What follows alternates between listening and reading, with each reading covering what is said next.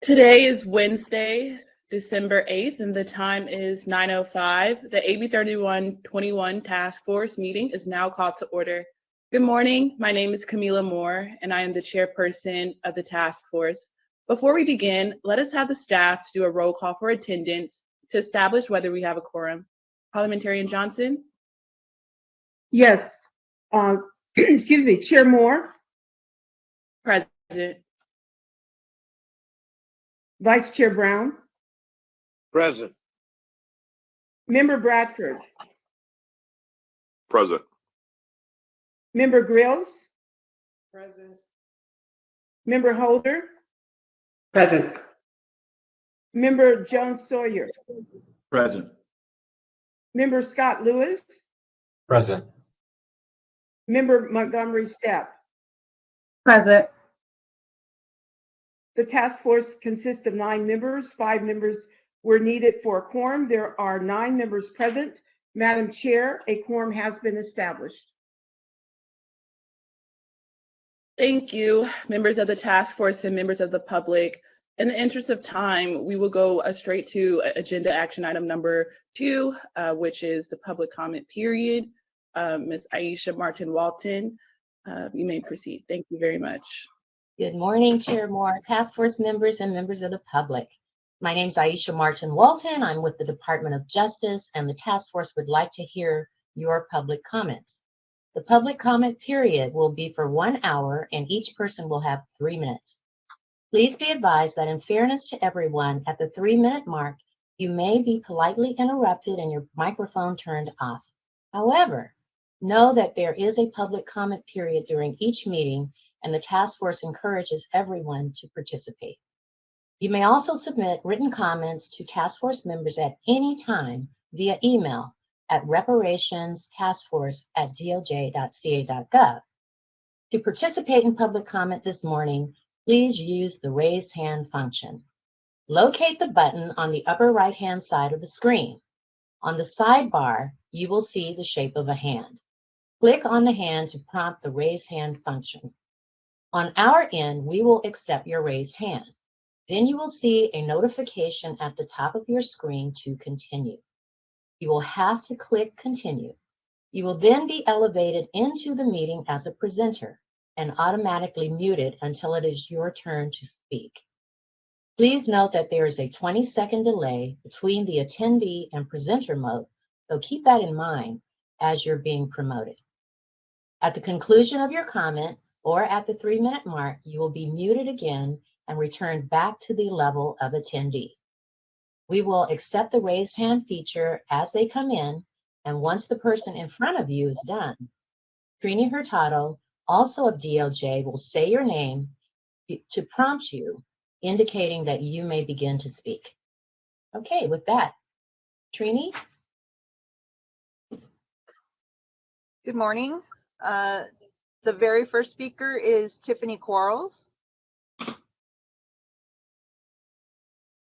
You have been unmuted. You have 3 minutes. All right. So good morning, task force. My name is Tiffany Quarles, and I am a co-chair of NAASD LA and an organizer with CJEC, the Coalition for Just and Equitable California. I want to first of all thank you for your hard work. This monumental task is not easy, so I appreciate your service on behalf of the community. I'm calling today because I made a request on behalf of our national organization, the National Assembly of American Slavery Descendants, that the task force please send a formal letter to President Biden asking him to sign an executive order for a presidential reparations commission to mirror what is happening with AB 3121. HR 40 is currently stalled in Congress, and even if it leaves the House, it more than likely will fail in the Senate. President Biden signing an executive order will help to keep the momentum for federal reparations alive. You as members of the First Reparations Task Force have influence and the ability to help convince the president to move on this. I ask that you please consider adding this request to January's agenda for the next task force meeting and ultimately make the decision as a group to please send the letter to President Biden. Once again, thank you for your groundbreaking work, and thank you. That concludes my statement. Thank you, Ms. Qualls. The next speaker will be Marjorie Melvin. Marjorie, you've been unmuted. You have 3 minutes. Thank you. My name is Marjorie Melvin, and I am a member of the Coalition for Just and Equitable California. I'd like to thank the chair and the task force for giving me the opportunity to speak. I listened to the entire proceedings on yesterday, and I would like to say I appreciate the work that you all are doing. I know that it's very, very challenging to listen to all of this and to deliberate. But what I'd like to say is that, first, it's very important that we call a thing a thing. Black Americans were not indentured servants. We were, they were, my ancestors were enslaved people. The slave trade occurred. These are words that we must use because we cannot allow people to not accept responsibility for their involvement in the slave trade. The second point I'd like to present is I really appreciated Professor Miller's comments on yesterday, and it appeared that he proposed that we or you all create a reparations program surrounding the category of wrongdoings and wrongdoers. And I believe, it's my personal opinion, that the professor's conclusion was a bit overbroad and was insufficient in addressing the issues facing Black Americans who descended from U.S. chattel slavery. I spoke on yesterday, and I mentioned Dean Erwin Chemerinsky, and I mentioned his position that any framework surrounding reparations should involve addressing descendants of U.S. chattel slavery, and it should involve lineage specifically. He felt that that characterization and that category would not subject the task force to dealing with the strict standard of strict scrutiny. He also believed that it was a race-neutral category. The last comment I'd like to make is that the 13th Amendment specifically gives legislators the right, it empowers Congress to end any lingering badges and incidents of slavery. It would be misguided as a matter of originalism to interpret the 13th Amendment as a mere historical curiosity whose sole purpose was accomplished with the end of chattel slavery, meaning that legislators have the right and are empowered to address the lingering effects of slavery, which you all can do. So I would ask that you remember Dr. Shirley Weber's intentions when she presented and pushed AB 3121. Excuse me, Ms. Melvin, I'm so sorry to interrupt you in the middle of your sentence, but your 3-minute time has expired. But thank you so much for your comments, and feel free to submit any additional comments to the email address at reparationstaskforce@doj.ca.gov. Thank you very much. Trini, our next speaker, please. Next speaker is Angela Nirvana. Angela, you've been unmuted. You have 3 minutes. In response to the comments made by the task force yesterday, the Color of Wealth LA report, copywritten in 2016, states the median net worth by race was as follows: Japanese, 592,000, Asian Indians, my apologies, lost my place.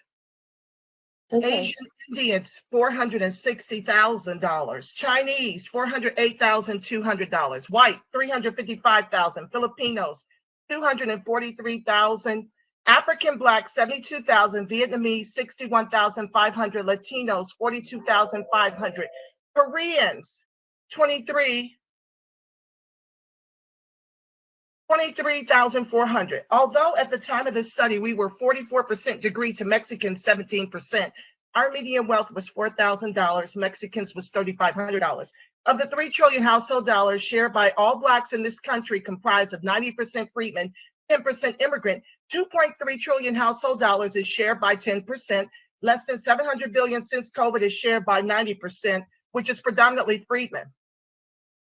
The median home price in LA is $790,000 with a median net worth of $4,000. If we're fortunate enough to own a home, do we have the income to qualify to borrow against the equity to start a business or to educate our children? Absolutely not.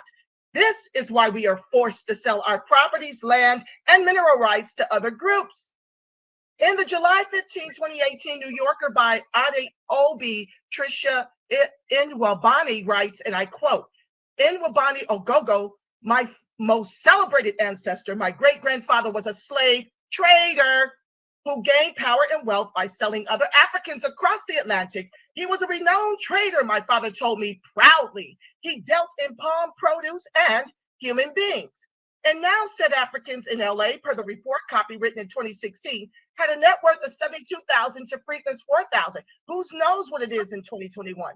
Contrary to our elected officials' belief, a rising tide does not lift all boats, just that of whites and immigrants who eat from the wealth generated with our ancestors' lives, as we are clearly in the fight of our lives to prevent the genocide that's been planned for us since our ancestors fought for and won our emancipation. Furthermore, if they're going to start changing terms, please know what you're talking about. Do your research. The Africans clearly traded us into slavery. Let's not whitewash our own history. White folks do that enough. We need enforcements and protections once we procure freedmen reparations. For example, if you lynch us or burn down our new Black Wall Streets, you should serve a life sentence in a maximum security prison without the possibility of parole, because death is too good for you. We need our own anti-defamation league to fight anti-Black racism. It should be a crime of white students and white parents to bully our children into the highest rates of suicide in the world.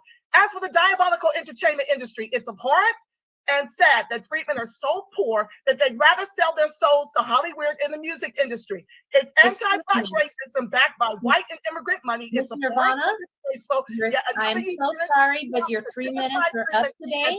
So feel free to continue to submit an email. Thank you very much. All right, our next speaker.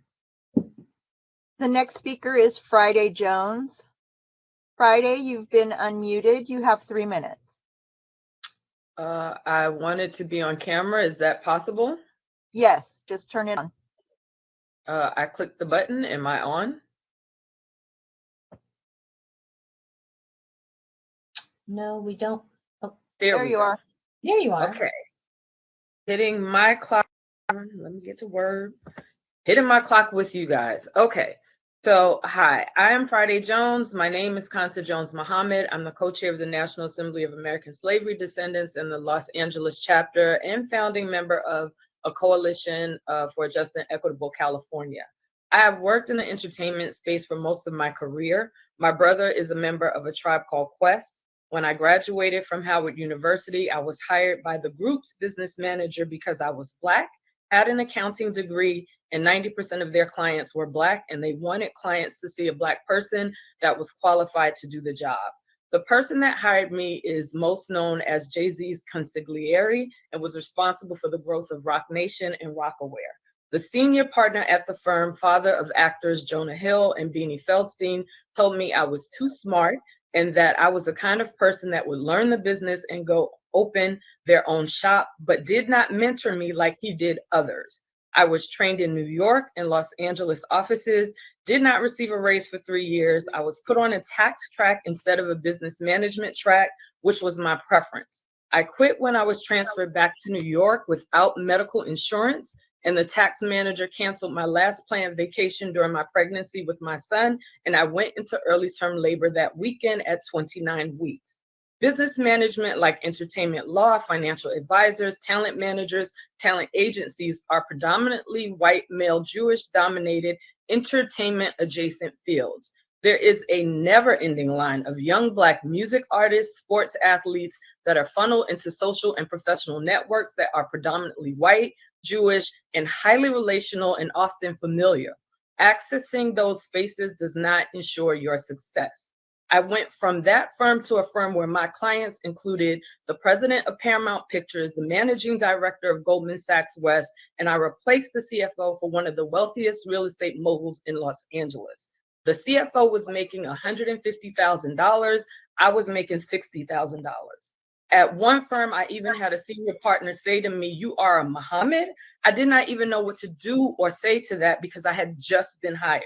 I opened my own shop in 2010 and I walked away in 2013 because having a degree and 20 years of experience did not materialize into a business loan that would have taken my business from just being in the black to the next level. This is my version of a career where I paid a hefty black tax.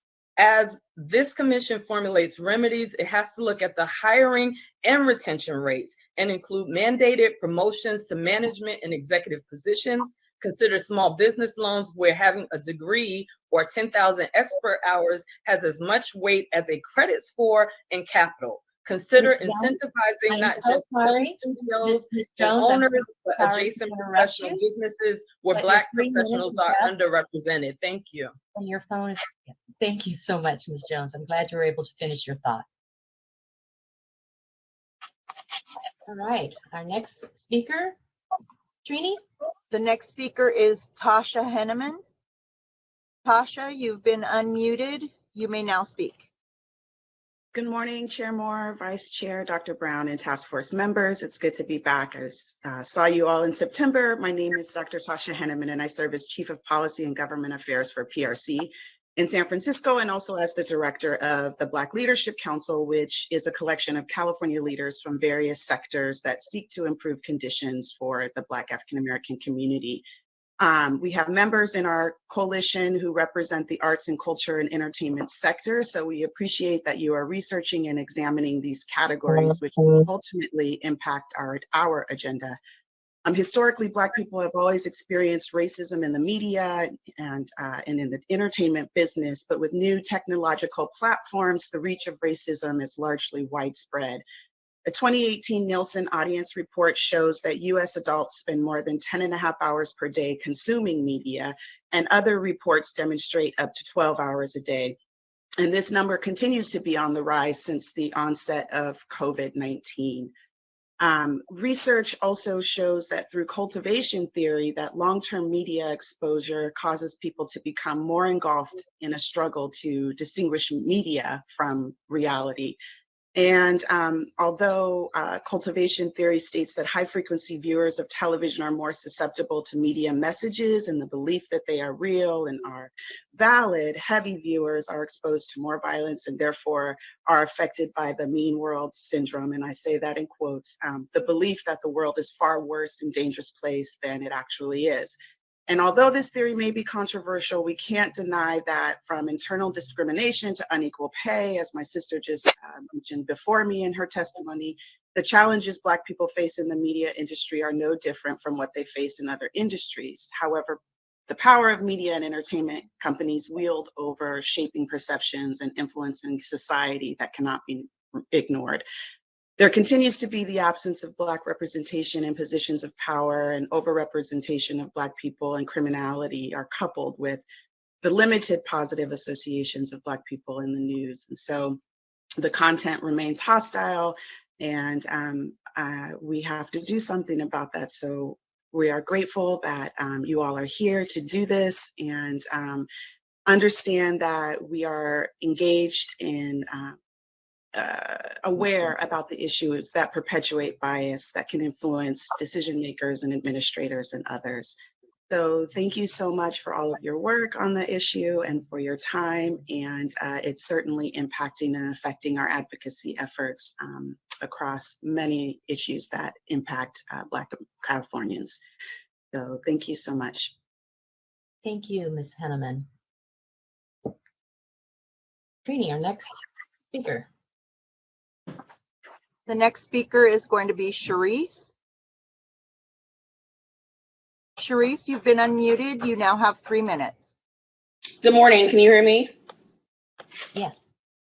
Good morning. My name is Sharice Cryer, and I am a graduate of the Howard University School of Law.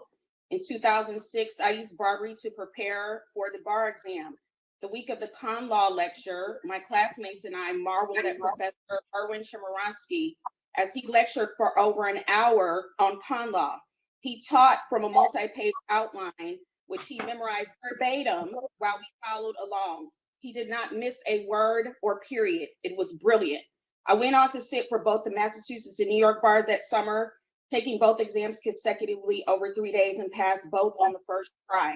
Thanks to Chemerinsky and my professors at Howard Law. I also went on to pass the California bar in 2011 using some of the lessons from Chemerinsky's lecture.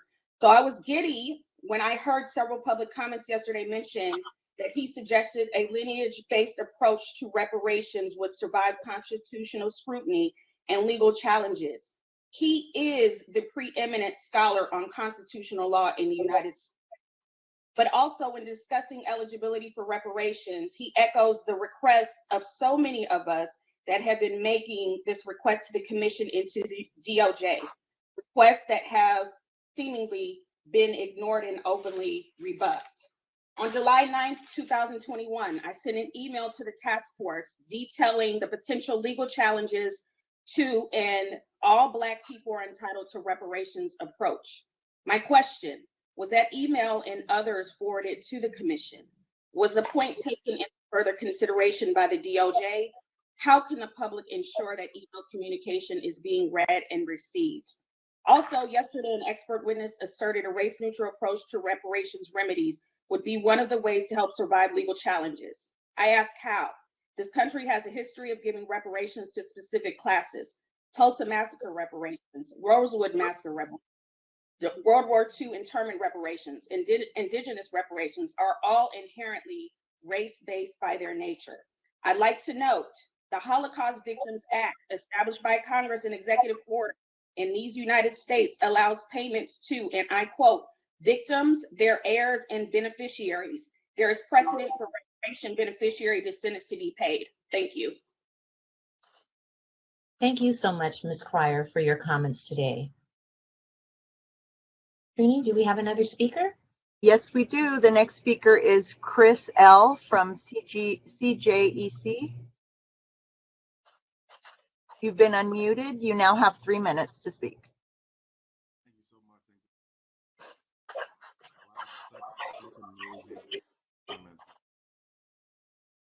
Chris L. Yes, hello, can you hear me? You're very low.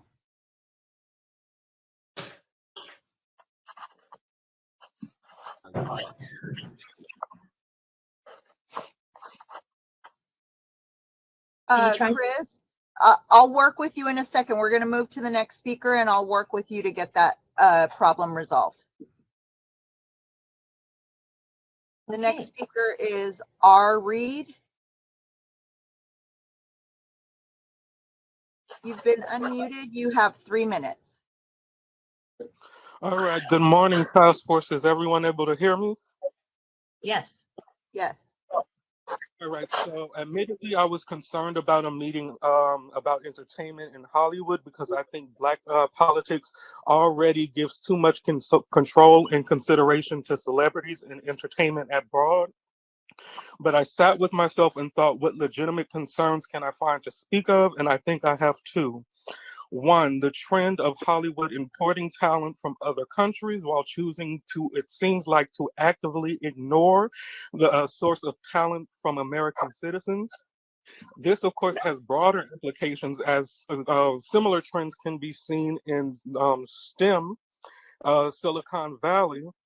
But since we're focusing on Hollywood and entertainment here, there has to be a way that California, the task force can encourage California to create incentives for Hollywood productions to give favor to American workers. And if for some reason they feel as though the talent is not there, then invest in American citizens who want to be creatives. And the second was the Telecom Act of the 90s, which allowed large companies to swallow smaller radio stations, disaffecting Black radio stations in particular. This is of great concern because with the removal of our smaller radio sites, This not only has an impact on exposure to music and musicians, but also the way that the news is disseminated to Black people. If we do not control our media outlets, then we have less control over, sending out messages that is important to Black people, telling the news from a Black perspective, and then also considering that and is looking to engage with the community. If we don't control the media, then it gives less of less avenues for the task force to accomplish their mission. Thank you. That's where I will end my comment. Thank you so much, Mr. Reed. The next speaker is Brandon. Brandon, you've been unmuted. You have 3 minutes. Hey, you? We can hear Hello? you. Yes. Okay. I just want to start by saying thanks for what y'all are doing, but just because you're Black, it doesn't mean you're entitled to reparations. Let me be clear about that. Delineation is vital to ensure the Black American descendants of slavery in California get their just due, as well as across the nation. Everyone is not entitled the inheritance owed to those who built this country for free and have gone through so much agony throughout the entire time. And while immigrants from all over the world, from many lands, get to come here and live the American dream, we've been living the American nightmare. We're being erased, displaced, and replaced all over the country, and have been continuously swept under the rug. So I think I'm gonna challenge you all to just, do what's right, and so we can move on and try to unite this country. Because until we're addressed, things will never go right. Thank you. Thank you. Thank you, Brandon. Thank you so much. The next speaker is Dawn Page. Ms. Page, you've been unmuted. You have 3 minutes. Hello, Cook Squirrel Dud Momo Rut Jug. My name is Dawn. Good morning, and that is Tut for good morning. I had a couple of things to say. First of all, is thank you to the task force. You are anointed and doing, of course, important work. I wanted to just echo the homelessness issue as it relates to mass incarceration and talk about just briefly that I can co-sign on knowledge of that. My brother has a record that's approximately 30 years old, maybe a little older, that he can't seem to shake. He works full-time, has an autistic toddler, and they are living in a hotel room. So just imagine all of the difficulties in getting services and not having a stable address, being able to make rent, but there being an old, redlining, a remnant of redlining, whereby he has to be able to make 3 times the rent in order to, but of course his credit rating is impacted by, the multiple issues that come up with having a record, a felony record as a Black man. I wanted to move on and say that I would really like to see the task force dive deep into the impact of immigration on the Black community. I'd like to suggest Dr. Carol Swain as the one to come and testify. Another person is Sasha King. She is with the American Sociological Association, and they are doing very important work on how this problem is extremely ignored. There's plenty of data that shows the extreme discrimination that Native Black Americans are experiencing, basically in every part of society, particularly matriculation into higher education and hiring. My concern with regarding entertainment is I'm concerned about the assassination of the Black family, Black male bashing, the promoting of the independent Black woman and Black girl magic, which I think just serves to justify and reinforce the ethnic genocide that we are undergoing, where we have more Black men in jail in America than China, Russia, Iran, any other country. And I just wanted to end with low-hanging fruit. Please, let's not delay on stating who is eligible. I think Dean Chereminsky put it quite plainly, and so I would have to question the sincerity and authenticity of anyone on the task force that would suggest that we shoehorn any other group into this claim, because that is surely going to make any legislation that comes of this dead on arrival. I think he was explicit and clear that African Americans and Black people are not owed reparations, but the descendants of U.S. chattel slavery are indeed. So thank you, and continue this great work. We're here, we're praying for you, and I am complete. Thank you. Thank you, Ms. Page. The next speaker is Aletta Torre. Ms. Torre, you've been unmuted. You now have 3 minutes. Thank you. My name is Aletta Torre. I spoke yesterday. I think I'm on camera as well. I wanted to say thank you for, as reparationists and some of you that are abolitionists. I put in the chat 2 things. I'm from the Richmond Progressive Alliance, which is a city local wide here in, can you hear me? And Yes. also, I'm also put in there Spirit of Mandela, which was the international tribunal, the need for the global perspective as well. So I am offering as 3 solutions, hopefully that we bring in the international tribunal that spoke of this highly with judges from outside the country. Use us locally. There are 482 cities, 57 counties in California. Put us to work.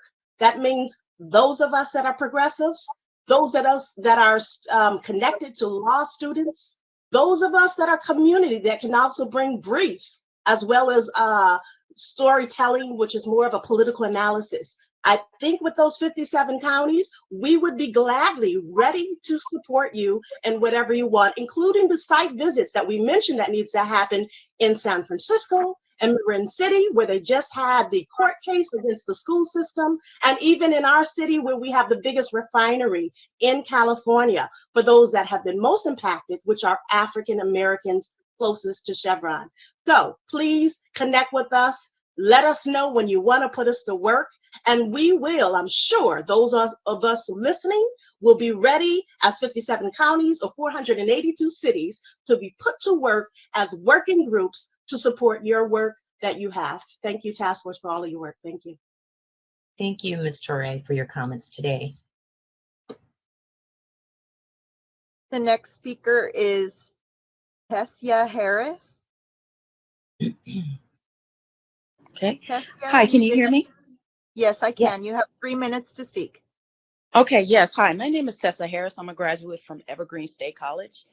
I just make this quick. This might be a HUD problem, but I think we need to also address the situation with Section 8 house vouchers. For the longest, contractors were able to build expensive apartments without building low-income apartment units for the longest time, which is mandatory by the state of California. What is now, since COVID has kicked in, it is mandatory that any property owner have to accept Section 8 vouchers. Section 8 vouchers for the longest time were not accepted by landlords, which was another form of discrimination. Now that Section 8 is, now that it's been accepted within this year because of the COVID-19 and also a large growing population of homeless people, there's still another loophole of discrimination with credit. Even though these landlords are accepting it, if you do not have a credit score of 630 or more, the units are not accepted. The second issue is the fact that when they are accepted, these people lose their homes. They still lose the opportunity of renting an apartment because there's delay in inspection. I understand that people in the Los Angeles housing all over are overworked, understaffed, but this is a really main issue that is a growing more population to the homeless population, what's going on in Los Angeles. I just like us to really keep a mind and keep a handle on HUD. I've confronted HUD with these issues, and so we can at least help people and have a decrease less population in the homeless sector. Thank you. Thank you, Ms. Harris. The next speaker, we're going to try Chris L. again. Chris, you've been unmuted. You have 3 minutes. Can you hear me now? You're very low. Your sound is super low. But try. Go ahead and let's hear more. I'll give it a shot, and maybe I'll just talk a little bit louder. So yeah, there you go. Right on. So thank you again for your work. You guys did a great job yesterday, and I know it was a long day. Okay, I know you went into overtime, but you did a great job. And I want to just thank you for erring on the side of transparency and openness with respect to the public chat. Shout out to the public chat. The public chat is back on and popping, as I can see.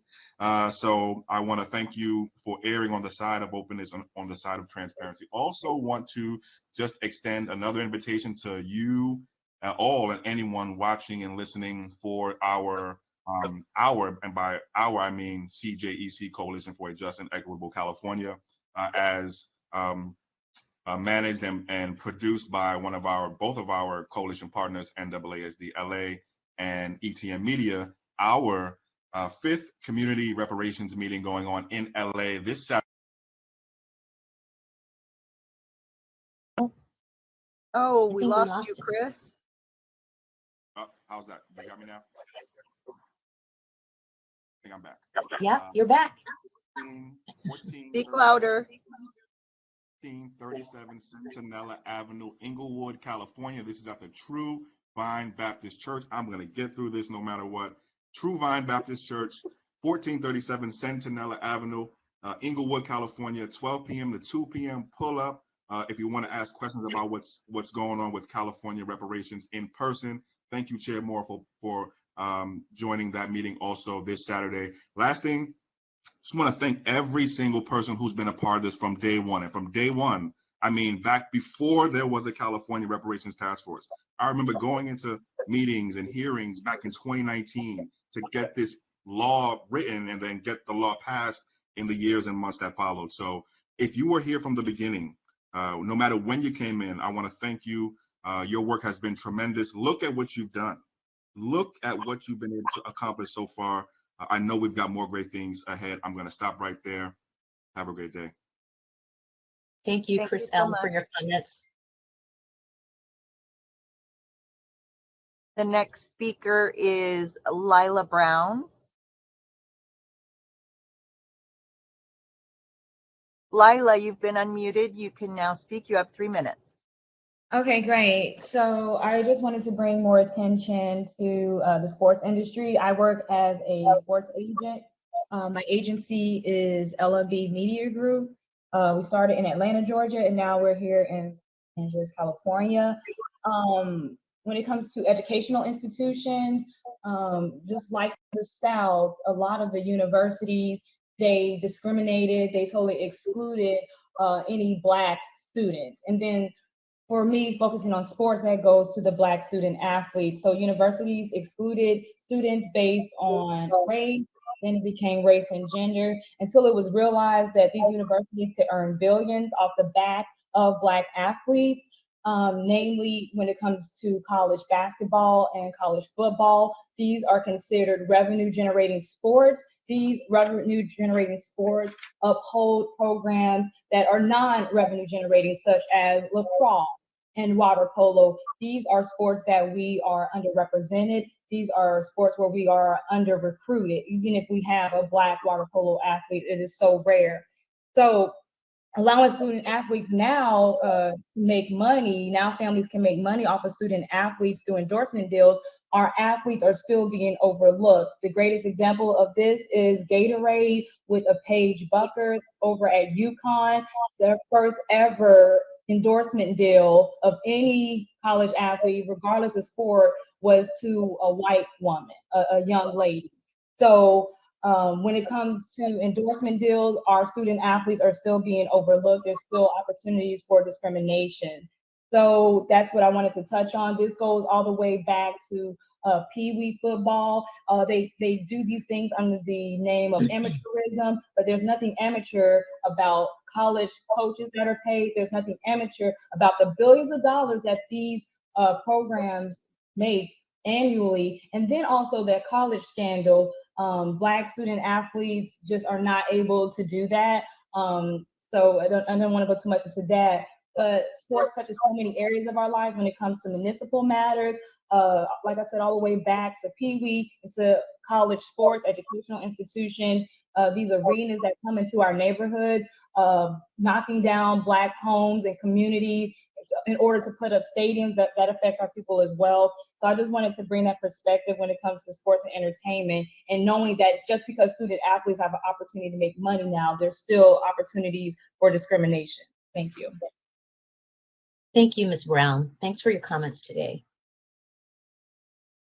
The next speaker is Tony Loken. Tony, you've been unmuted. You may now speak. You have 3 minutes. Hello, can you hear me? Yes. Yes.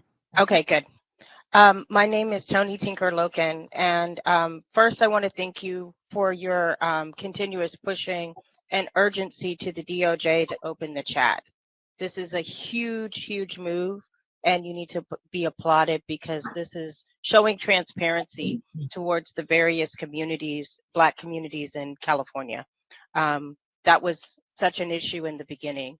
And for the DOJ to make changes of the persons who is reporting out, that person's transparency and response to all of you is so much better. And I'm so relieved to see that. I do also ask that we begin to uplift the voices of all the people presenting to you from the public. I think that these voices add to your voices as well, and that the different communities throughout California are so vastly different with the different Black Californians. We have been presented as such, our Blackness is so flat, and we're not. We are of every stride, of every color, of every walk of life. And I think that you will need all of us to lock arms behind you and push this forward in each of the communities to represent what reparations will look like in each of the communities. So I'm now asking that you make space in the future public comments or in the future presentations that you're going to do to bring forth some of the best voices from the public and some of the best stories that you've heard from the public, to elevate that throughout the state. You have Black folks in Humboldt County who don't have a voice at all, whose voice has been subjugated for many, many, many years. Red Bluff, there's Black folks up there. We don't think about that, but there are. Sacramento, LA, Fresno, San Diego, we all look vastly different in how our lives are impacted, so that I hope that you begin to display that multiplicity in future conversations, so that as we get up against the legal portions of this, that there is a realization that California, Black folks in California tell a different story, and that reparations in our 54 counties will look very different and could be a roadmap for the rest of the country of how best to do this. Thank you. Thank you, Ms. Loken, for your comments this morning. The next speaker is Raina Butler. Raina, you've been unmuted. You have 3 minutes to speak. Good morning to the task force. This is thank you for actually allowing me to speak. I chose today to speak. Oh, and thank you also to all of you before I even get started.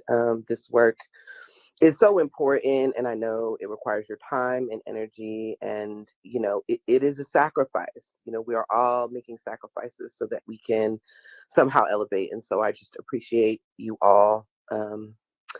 And I chose today to talk because today was entertainment. I am a licensed cosmetologist in the state of California. I have been here since the year 2003, and I wanted to call in and sort of talk about the unions and sort of the behind the scenes people in entertainment and sort of how we are forced to navigate within these previously very white strongholds of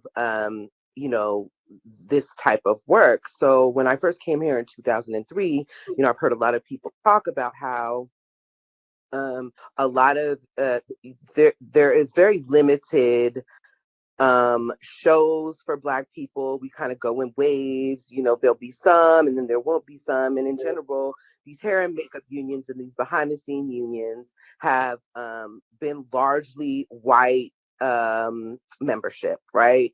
And so when these shows first started, like Black people were just on TV looking crazy as hell because there was nobody who could actually do their hair and makeup. So there are 3 different ways that you can join the union. You either have to have like 60 documented days. That means you got call sheets and everything for 3 consecutive years. And then, you have to pay your fees and whatever, and then they let you in.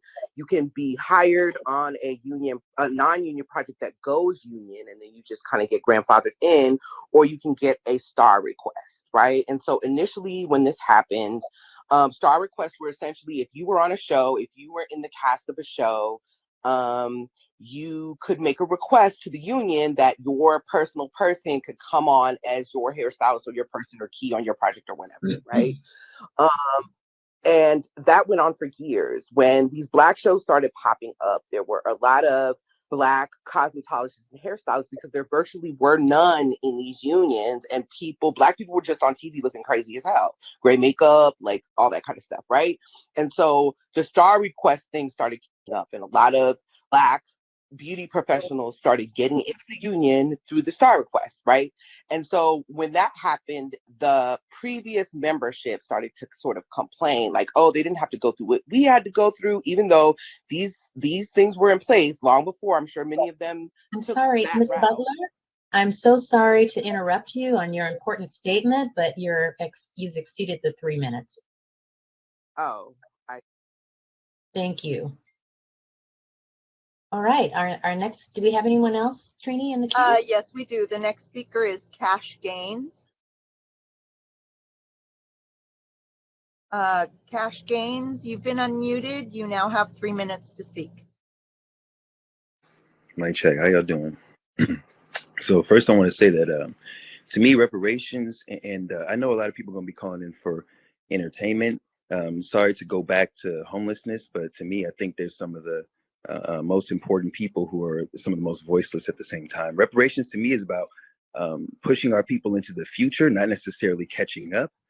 So I first want to start by saying that we are interested in Section 3 inclusion as well as Section 8 and the 850 credit score reset. But I'm the 40 acres and a Tesla guy, the update to the 40 acres and a mule, or at least 40 acres and an electric vehicle to have us in the future. I want to say this. $7.5 billion is about to be spent on electric vehicle charging stations under Joe Biden's new bill. $384 million of that is going to California specifically. California has the largest market for electric vehicles. Indeed, half of all electric vehicles in the United States are sold in California. I'm saying that by 2035, if Gavin Newsom wants it to be zero emissions, reinvest in the homeless population, reinvest in Black Americans through reparations with electric vehicles as an update to the mule to address that. They said by 2045 that it needs to be 100% clean energy.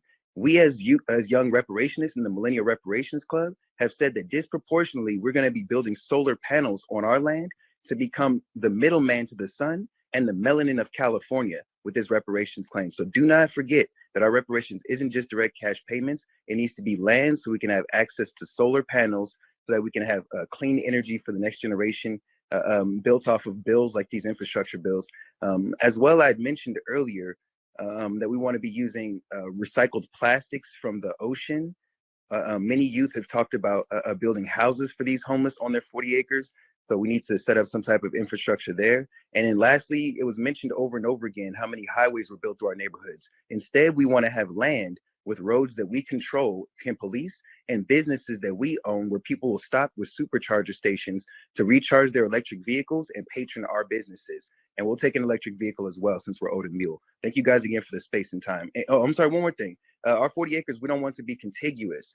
I'd like to break mine up, for example, to have 20 acres up in the north for an orchard, an apple orchard, or a wine orchard, and 20 acres in the south in Death Valley or someplace with a lot of sunlight, so I can have a solar farm there. And again, these ideas are not only my own, but I appreciate you guys for the space, for the millennial voice to be heard. Thank you guys again. Peace and reparations. Thanks, Mr. Gaines. All right, Trini, do we have anyone else?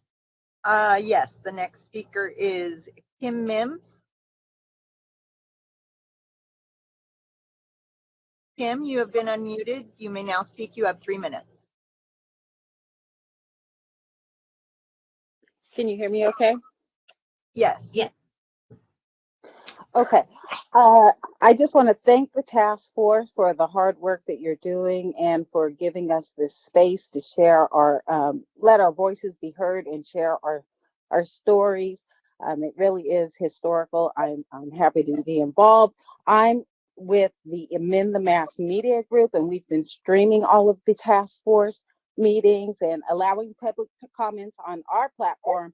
And I'm glad to see that the task force turned public comments back on for full transparency. And, you know, I'm in the comments on the Blue Jeans, and people are just posting resources and information, and it really is a great way for people to connect and, you know, share information. So thank you for turning that back on. What I want to talk about today is the film commission industry. And the film commission industry is like the first point of contact for producers making big budget films. They have a California Film Commission out there in LA, which is kind of the umbrella organization for the affiliate film commissions throughout the state.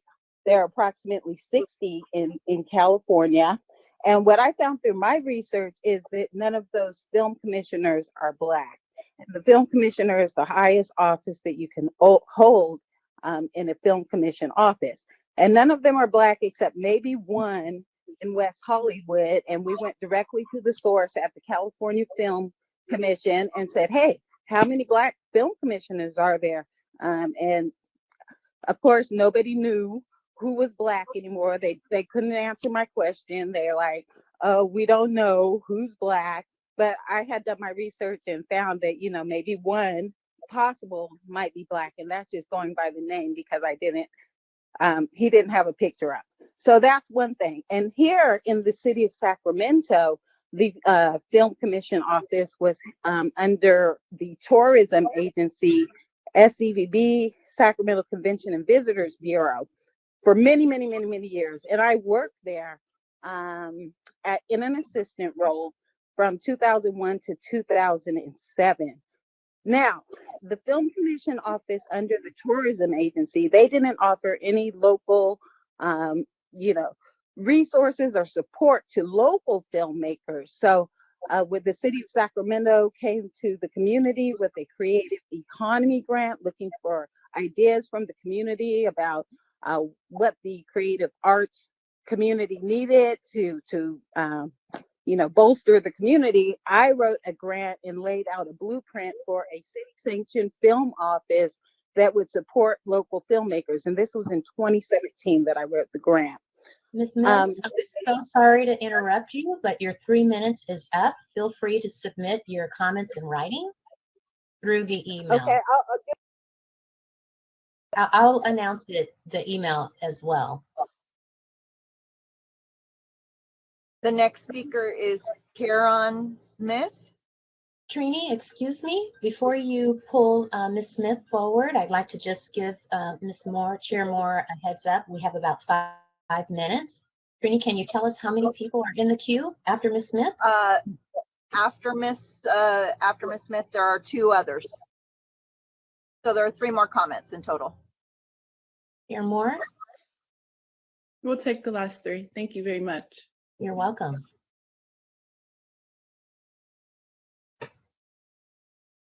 Karen Smith, you've been unmuted. Hello, and it's actually Mr. Kieran Oh, Mr. Smith. Smith. I'm sorry. Yes. We're No, no worries. sorry. Okay. No worries. Got it straight. Yeah, just want to introduce. My name is Kieran Smith. I'm a Southern California native, born and raised here, descendant of Black Americans from chattel slavery. My sixth great grandfather fought in the Civil War in the Black Cavalry, all Black Cavalry unit, 4th Regiment. And I just wanted to talk a bit about, and I'm also a board member of the National Assembly of American Slavery Descendants here in Los Angeles. And so I wanted to talk a bit about the comments yesterday about eligibility, about Professor Miller's distinction of connecting wrong-based approaches, and then also what it means to connect it to lineage. The reason being, if you actually just take a Google search on the word lineage and look at the definition, it reads a lineal descent from an ancestor, ancestry, or pedigree. And in this, it's very much race neutral, as every person from every race has a lineage. And in turn, I think the lineage-based designation not only justifies the moral obligation to connect the reparations to those who've been harmed, it connects it to the legal challenge for the constitutionality here in California. And as well, it gets down to the very definition of the word lineage versus the idea of race, which race was in itself created to group people at a higher level and to erase individual perspectives, individual lines, individual families. Whereas lineage, by definition, seeks back to connect to those very things, which is a direct line to the harm-based measures of being able to assign reparations. So I just wanted to re-emphasize the work by Professor Miller and also by Professor Chemerinsky that's been spoken here, as it covers not only the legal basis, but the moral basis and the ontological basis, the actual meaning of lineage. So I just want to make sure the task force is just really aware of that, and just thank you again for all the really important and monumental work that's being done here. And, you know, for all of my family, you know, 6, 7 generations past now, and my 3 kids coming along the way, like, this is increasingly important work, and to make it specific as possible is definitely needed. And thank you. Thank you, Mr. Smith. Thanks for your comments today. Okay, the last 2 speakers, Trini. The next speaker is Ernest. Ernest, you've been unmuted. You have 3 minutes to speak. All right, thank you. And task force members, I want to start off this conversation by thanking you guys for enabling the chat. I do understand the comments and concerns you guys expressed yesterday, but to Chris Lodgson's point, you know, I definitely want to commend you guys for erring on the side of transparency as it relates to the chat. I did want to also second some things that were mentioned earlier by my fellow reparationists and speakers. And so I would also, you know, like to, you know, request for the task force to potentially review the impacts of immigration and, you know, potential links from immigration to gentrification and how that has played a role on the progress of Black Americans who descend from slavery as it relates specifically to this reparations discussion. I would also like to encourage the task force, you know, to leverage the power that you guys do have and, you know, pretty much second the comments that Friday Jones mentioned, where, you know, you guys have the ability to possibly sway the president of the United States by way of a letter in the reports that are going to be published as relates to reparations. And you could even be the I guess, the major proponent to getting the executive order established at the federal level as it relates to studying reparations. Another thing that I wanted to second is, you know, I would also like to second that, you know, when we're talking about reparations, it's important that we tie the harms to those who suffered those harms. And if, you know, if we're looking at the history of America, you know, Americans who from chattel slavery, there is paperwork and there is documentation that we have available that could be leveraged that will assist us in, you know, proposing legislation specifically for that group, as well as identifying those who were harmed by the badges of slavery and slavery itself. And so, you know, I would just wanted to reach out to the task force to reiterate those things. I'll definitely be in communication as I, you know, continue to listen to these hearings and, you know, gain all of this information that is being by, you know, experts and professors in various areas. I also wanted to second the Chemerinsky comments as well. In my book, you know, if we made reparations lineage based, we're actually taking the steps that America is afraid which is addressing the of slavery head on rather than all of these programs meant to benefit various other groups that did not suffer the harms that were rendered in this country over the last 300 years or 200 years. So to end, I'll land with a quote from Martin Luther King. Our friends recoil in horror. The Negro should be granted equality, they agree, but he should ask nothing more. On the surface, this appears reasonable, but it is not realistic. For it is obvious that the man has entered at the starting line in 100 years. Another man have to perform some impossible to catch up with this. Now, this is a that I believe the task force for solutions. Mr. Ernest, Yes. I'm so sorry, you're at the 3 minutes magic mark. Yep, thank you. Thank you for your comments today. And Trini, let's hear from our very last speaker of the hour. The next speaker is Marcus Champion. Marcus, you've been unmuted. You may now speak. You have 3 minutes. Can you hear me? Yes. Yes. Good morning to everyone. My name is Marcus Champion. I'm a board member for NAASD LA as well as CJEC. And I just wanted to implore the task force to, if you look at undertakings similar to the task force throughout history, the most successful versions of these bodies didn't wait till the final proposal to make change happen. They used their influence and power along the way to get victories and just spark up enthusiasm among people to let them know that it was real. So I want to echo the sentiments of my fellow board member Tiffany Quarles in the task force with California being the 5th largest economy in the world, to lean on President Biden to sign an executive order for federal reparations. Also, in the meantime, to also lean on the Congressional Black Caucus to correct the language of HR 40 to mirror that of California, which correctly labels the recipient class as African Americans who are descendants of persons enslaved in the United States, to ensure that we follow the guidance of Dean Chemerinsky to make sure that federal reparations does not violate equal protection, just like we don't want California reparations to violate Proposition 209. Lastly, I also want to reiterate that we will be having a community meeting this Saturday from 12 to 2 p.m. at True Vine Baptist Church in Inglewood, my city, to go over reparations and just educate the community about what's been going on. And lastly, I just want to thank every task force member for this undertaking. It's not easy, it's a lot. And, us here as community activists, as people who care about our people, we are here to support you in any way we can. And I just want to thank you. Thank you, Mr. Champion, and thank you everyone who made a public comment this morning. We've reached the allotted time for public comment. If you are not able to provide comment, we invite you to attend future public task force meetings or to submit written comments for testimony via email at reparationstaskforce@goj.ca.gov. I will now turn the meeting back over to Chair Moore. Thank you, Ms. Aisha Martin-Walton and Ms. Hurtado for your assistance with the public comment portion of the agenda. So now we will turn to item number 16, witness panel number 4 on entertainment, arts, and culture. I will now introduce our esteemed panelists, starting with Aryan Edmonds. Aryan Edmonds is a 5th-generation Angelino archivist, curator, and founder of the J.L. Edmonds Project, an initiative dedicated to preserving the history and culture of the Black American West. She has curated exhibitions and presented her research about Black history, memory, and legacy at cultural institutions like California African American Museum and Schomburg Center for Research in Black Culture.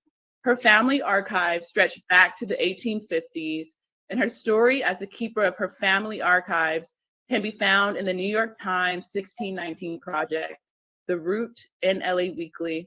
Ms. Edmonds is currently writing her forthcoming book for Oxford University Press about the American Black press and her family's 20th century newspaper, The Liberator. In 2021, Ms. Edmonds became a senior civic media fellow at USC Annenberg, funded by the MacArthur Foundation, and appointed one of the newest commissioners of the Los Angeles Public Library. Then we'll hear from Dr. Darnell Hunt. Dr. Darnell Hunt is Dean of the Division of Social Sciences and Professor of Sociology and African American Studies at the University of California, Los Angeles, my alma mater. Dr. Hunt has written extensively on race and media, including 4 books and numerous scholarly journal articles and popular magazine articles. He was lead author of UCLA's 2014, 2015, 2016, 2017, 2018, 2019, and 2020 Hollywood Diversity Reports, which provide comprehensive analysis of the employment of women and Black Americans in front and behind the camera in film and television. Recently, he has worked as a consultant on film and television projects, focusing on sensitive portrayals of race, ethnicity, and other social issues. We'll also hear from Erica Alexander. Erica Alexander is beloved for her iconic acting roles as Maxine Shaw on Living Single. She's also won NAACP Image Awards as Outstanding Actress in a Comedy Series. She played Detective LaToya in Get Out, Cousin Pam in The Cosby Show, Perenna in Black Lightning, Linda Diggs in Wu-Tang and American Saga. There's some feedback, so if anyone can mute, that would be great. Thank you very much. Bob Barlard, Run the World, and Meredith Lockhart, Swimming with the Sharks. Miss Alexander wears many hats, including actress, trailblazing activist, entrepreneur, creator, producer, and director, one of the country's boldest, most daring, and powerful voices. As creator, she recognizes that entertaining stories, when socially conscious and carefully constructed, have the capacity to create impact and meaningful change. As a co-founder of Color Farm Media, she is on a mission to bring greater equity, inclusion, and diverse representation to both media and electoral politics. And notably, Ms. Alexander also co-hosts a podcast on reparations called The Big Payback with Whitney Dow. Then we'll hear from Dr. Allison Rose Jefferson. Dr. Allison Rose Jefferson is a historian, heritage conservation consultant, and a third-generation Californian. She is a 2021-2022 Getty Conservation Institute Scholar in Residence. Dr. Jefferson is currently doing research on the historical African-American experience and public policies to conserve it in the California coastal zone of the Venice district in Los Angeles. Her recent book, Living the California Dream, African-American Leisure Sites During the Jim Crow Era, was honored with the 2020 Miriam Matthews Ethnic History Award by the Los Angeles City Historical Society for its exceptional contributions to the greater understanding and awareness of regional history. We'll also hear from Price. Price is proud to be from the West Coast. Coming up as one of half of rap duo's Audio Push, the Inland Empire native is a true visionary when it comes to the art of creating music, having worked with all of the industry's biggest names while still pushing his own solo artistry. On top of the music, he finds time to run 5 thriving businesses and still be a great father. Price has just released his first solo body of work, CLRD, a history lesson that will inspire Black people to trace their history and set confident tracings for the present and future. Price's pen has been pushed for many, including Mariah Carey, and it's refreshing to see song-making capabilities turn in his own direction. And then lastly, but not least, we'll hear from Kevin J. Green. Kevin J. Green joined Southwestern Law's faculty in 2020. Professor Green is a nationally recognized entertainment and intellectual property law scholar and an expert witness consultant for copyright, trademark, publicity rights, and entertainment contract disputes. He is highly committed, outstanding teacher, as well as a passionate leader and an IP law influencer. He teaches contract rights and copyright law, and he has written extensively on the intersections between reparations and the entertainment industry. So without further ado, I would like to turn to our first speaker, which is Aryan Edmonds. You have the floor. Thank you. Thank you. Good morning, everyone. I want to thank the task force members in the California DOJ and all those who support behind the scenes for inviting me to present my family legacy and my views on reparations. You know, our world broke open after George Floyd and the start of the pandemic, And as a result, we've been given this opening, a portal, to re-examine ourselves, our past, and make decisions about how this nation will approach repair and reparations for Black Americans. We know that co-creating reparation policies is a complex exercise, in part because we know the exploitation of Black American labor for hundreds of years is in direct correlation with America transforming into the global superpower we know today. So there's lots of unfolding and reckoning that's necessary for this restoration work to be done right. It's my theory that when dealing with complicated, painful, and deeply rooted issues, strategizing and applying intellectual frameworks can only take us so far. Stories of our human experience and the things that tie us together have proven over and over to provide the keys to unlock some of the most challenging issues we've faced in history. So today, I'd like to introduce you to my great-great-grandfather, Jefferson Lewis Edmonds. We can go to the next slide.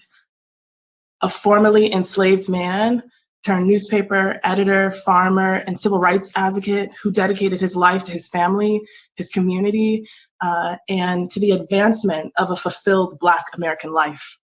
You'll hear about Jefferson using his newspaper, The Liberator, as a platform to combat local and national government policies engineered to restrict Black American rights and our ability to freely exercise our citizenship.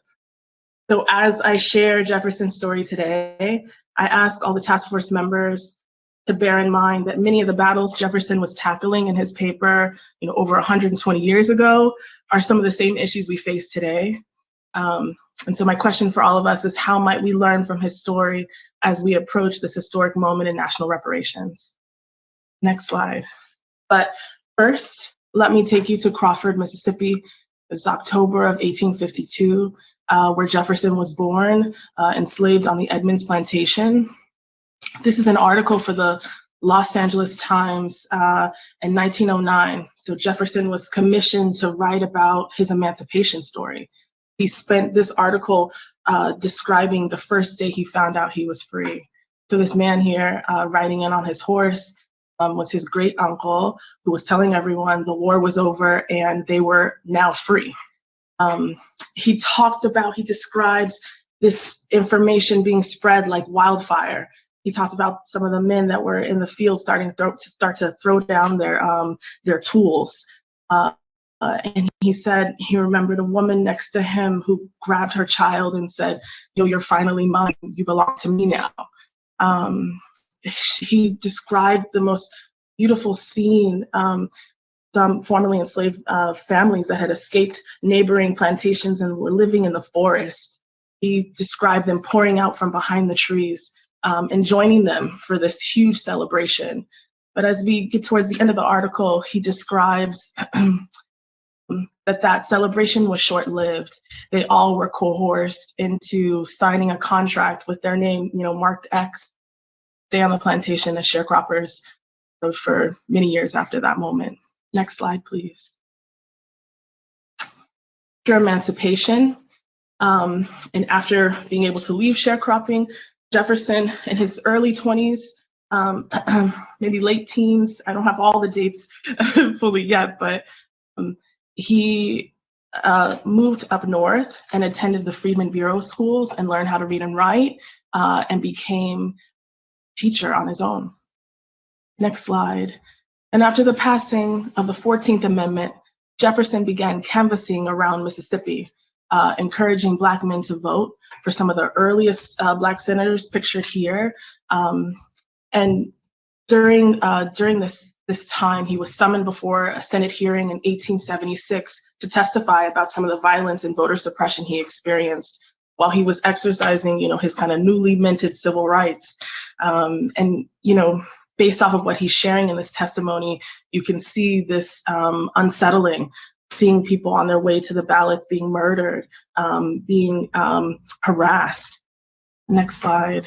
And so I think his feeling that he could only accomplish so much staying in Mississippi and staying in the South, he decided to turn his efforts and become a Pullman porter on the trains that were heading westbound and he saved up enough money to be able to bring his family to California. I do want to highlight some of the work of scholar and professor Alyssa Richardson of USC, who's done extensive research on the Pullman porters. So many of them moonlit as reporters and journalists, collecting news from some of the passengers on these first class cars, sharing this information within Black newspapers and writing about what was happening in the day. They also supported with distributing these Black newspapers to the South and encouraging folks to leave. Next slide, please. So with enough money in his pocket, he headed westbound with his 8 kids and his wife, Ida. So they landed in LA in the late 1880s. Next slide, please. It's there that he purchased several farms and bought land in West LA and Pasadena. He would later partner with Noah D. Thompson, who was like a Pan-African businessman and journalist. And they started a real estate company and started purchasing land and dividing them into plots and selling to Black families that were leaving the South and needed to find some refuge in the West. This is a picture much later, probably 1911 or so, of his kids on the farm. Next slide, please. So after writing for several newspapers, Jefferson launched his own paper, The Liberator, in 1900. And as you can see, he used his paper as a tool to help people guard their rights, help people prepare for civic life, 40, 50 years after emancipation. He would print ballots and talk and champion for home ownership, women's rights, equal education for Black families, and the banning of lynching. Next slide, please. He often collaborated with Black thought leaders of the country. So this is a young picture of Booker T. Washington, who wrote pieces for the paper. And just to the left are images of Black business owners. And he would encourage all of his readers to patronize their businesses. He'd write the most beautiful, elaborate bios about how fabulous the food was or how great the haircuts were. He wanted LA to be this new Black hub post-Reconstruction. Next slide. This is my great aunt Susie. This is Jefferson's daughter, who was one of his assistant editors on the paper, and together they really championed for not only civil rights for Black Angelenos of the time, but they included poetry and personal ads. They wrote about international news, national news, and local politics. Next slide, please. And so Jefferson actually had the foresight to keep every single every single piece of the leaf-lit paper and put each one of his papers and put them in bound books. And within these books, he kept them in volumes and handed it down in our family for over 100 years.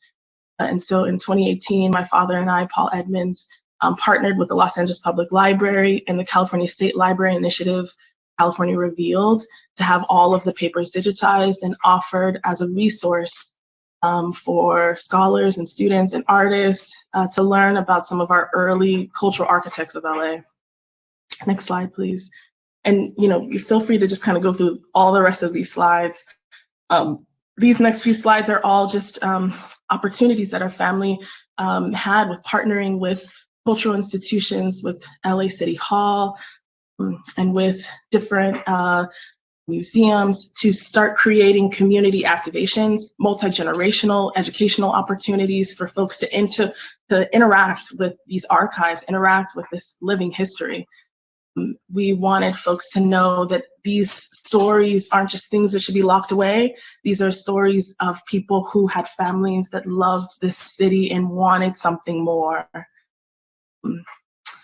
And I'll share with all of you, this is also one of my favorites. This is a piece at Hank's Mini Mart in South LA. We've partnered with all kinds of organizations to make sure this history is activated. And so in closing, I want to encourage all of you to also think about the legacy that you're leaving behind, the things that you want to be remembered for. Jefferson built his career around challenging the American political system. He spent a lifetime defining what true evolved Black American citizenship should look like, what it should feel like. When we think about reparations for Black people in America, we should also we should be thinking about not only individual funding and social programs that address the disparities around health, housing, and economic mobility, but in addition, we should be considering allocating funds for building Black-owned and operated cultural institutions, creative centers, community archives, and repositories that will help us stitch back together our histories and help us find our way back to ourselves. Our stories deserve a sanctuary, and not just for us, but also for teaching others about our collective past, so that the atrocities that we have experienced and continue to experience in this country will never happen again. Thank you so much. Thank you so much, Ms. Edmonds, for that incredibly moving personal testimony. So we will now turn to Dr. Darnell Hunt to provide expert testimony. Dr. Darnell Hunt, you may begin when you're ready. Thank you very much. Thank you. Good morning, everyone. I'd like to thank the task force for inviting me and for the important work that motivates this particular session. My name is Darnell Hunt, and I have studied the status of Black Americans in the Hollywood entertainment industry for nearly 30 years. I'm currently Dean of Social Sciences at UCLA and Professor of Sociology and African American Studies. Since 2014, I've been the lead author on a series of annual UCLA reports documenting the progress of people of color and women in front of and behind the camera in the Hollywood industry. Before this, I authored a series of reports for the Writers Guild of America West on diversity among Hollywood writers, a study on the state of African American inclusion in primetime television for the Screen Actors Guild, and I helped staff Hollywood interviews or testimony before the U.S. Commission on Civil Rights 1993 Los Angeles hearings in the aftermath of the 1992 uprisings. So I'm here today to testify about the significant impact that Black exclusion from and underemployment in the Hollywood industry has had on the group's position in America. First, it's important to consider that the Hollywood industry was born in the early years of the 20th century during the height of the Jim Crow era, itself a backlash against Reconstruction and unfinished efforts to address the damages suffered by Black Americans during centuries of American slavery. A product of that moment, the Hollywood industry was structured by the same doctrine of white supremacy that organized life throughout American society. Though recent years have seen some advances for Black talent in the industry, mostly on screen, white males remain firmly in control, calling the shots behind the scenes. But why does any of this matter in the overall scheme of things, given the very real challenges that the legacy of American slavery continues to pose for Black Americans in terms of economic, political, and social justice? Why should we care about how the group has been treated by Hollywood? Well, the answer is simple. While the films and television shows Hollywood produces are entertaining, they are much more than mere entertainment. It's no accident that one of the earliest campaigns of the National Association for the Advancement of Colored Persons, NAACP, centered around protesting the highly popular and racist 1915 film, Birth of a Nation.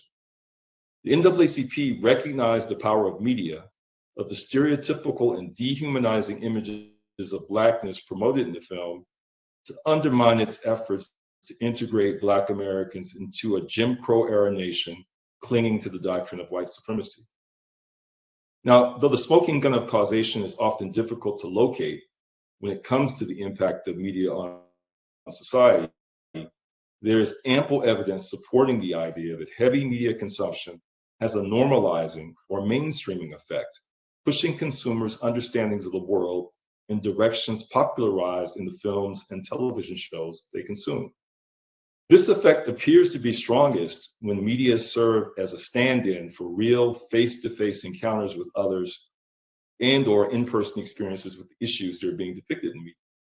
Indeed, concerns about this media effect motivated the advocacy group Color of Change to commission a 2017 study I authored exploring the role that race plays in the writer's room, the creative spaces responsible for producing the scripts that animate Hollywood's television shows.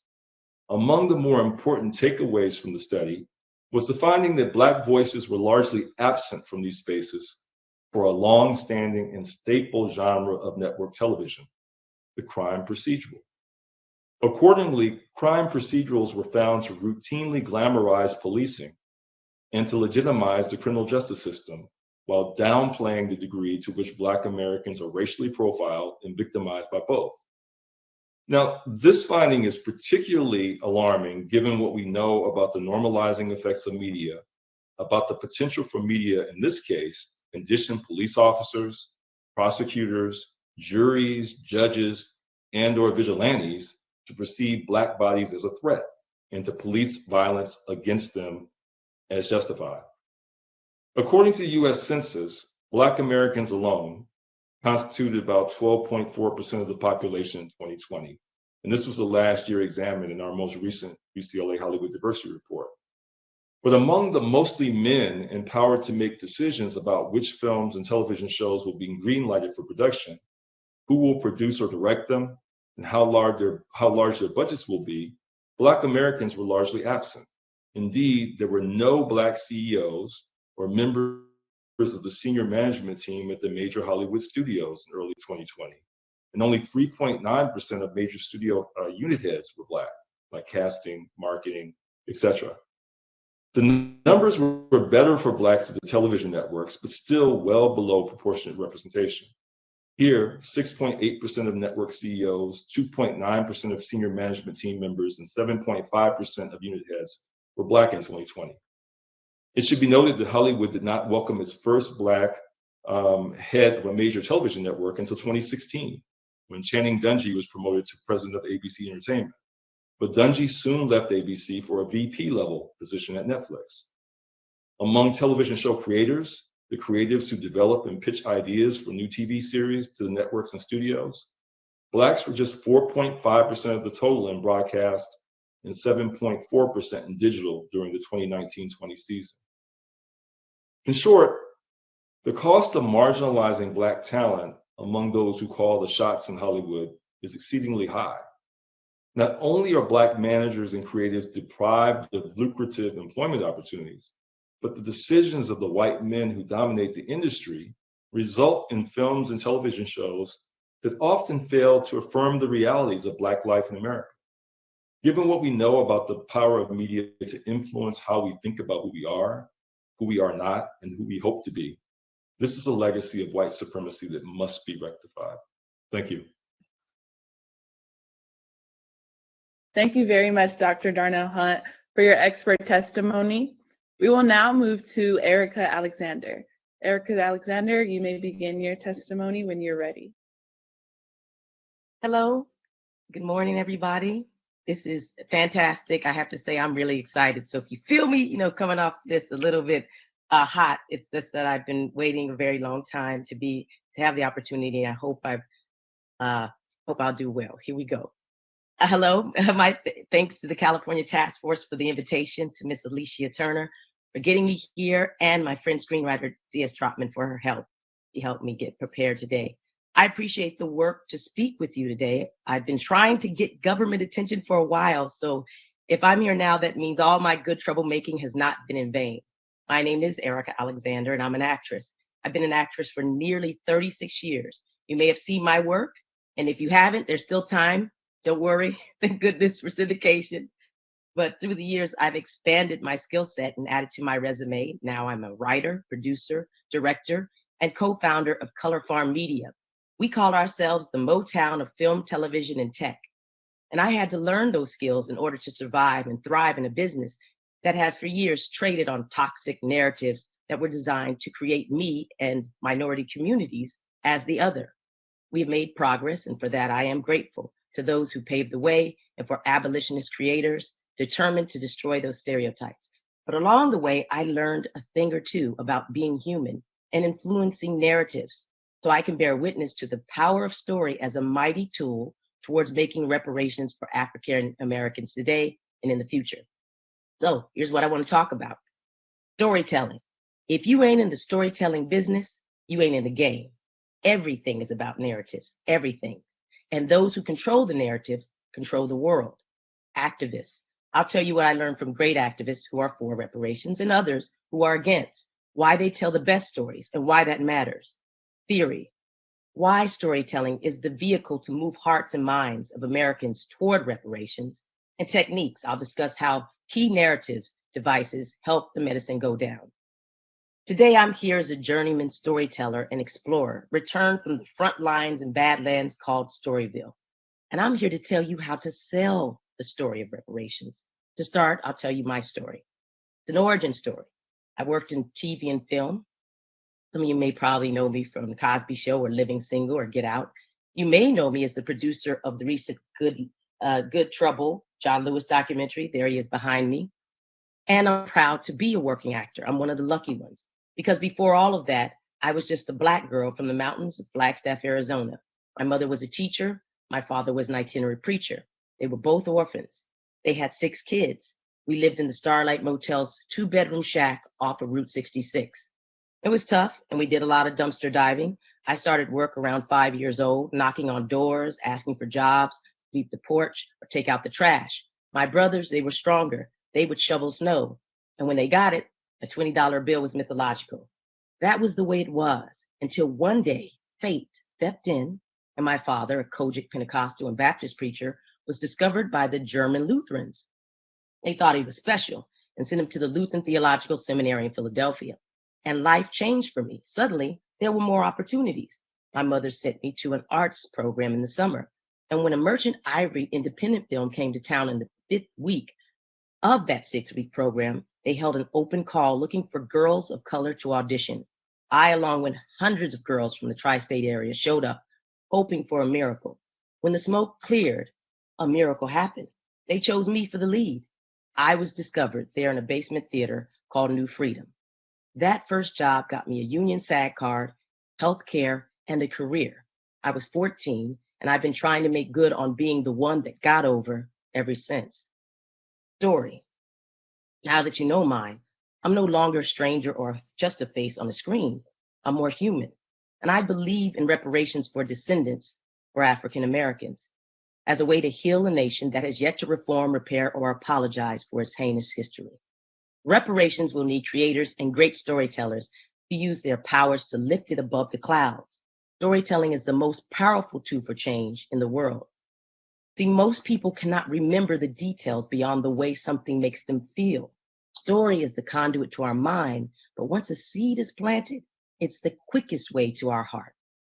My friend and mentor, Reverend William Barber II, is a master storyteller, the gold standard for the power of story and its might to create right. To have this discussion, I'll borrow his signature framework called the Third Reconstruction. In it is a moral, constitutional, and economic call for reparations. Reverend Barber, a MacArthur Genius Fellow, is senior pastor of the Greenleaf Christian Church in Goldsboro, North Carolina. He is also co-chair of the Poor People's Campaign, started by Martin Luther King Jr. Reverend Barber says, I don't separate morality from economics. I don't think America can be if she doesn't ultimately deal with this issue, the legacy of systemic racism and how it continues to hold the country back. Reverend Barber is the creator in this story, a world builder. He says, we are the architects of the Third Reconstruction. All right, now, just right there, you set up a little straighter in your seat, because with that one phrase, he recreates you as a character with a purpose in a more dynamic world. Our everyday ordinary just became mythological. He believes that you have to have a place to shift imagination, prophetic moral imagination, before you could have the hope of political and public policy implementation. In storytelling terms, he helped me see the arc's history. First Reconstruction after slavery, the second after the assassination of Martin Luther King Jr. Reverend Barber gave me a perspective from slavery's end through civil rights to the turbulent journey we're on today.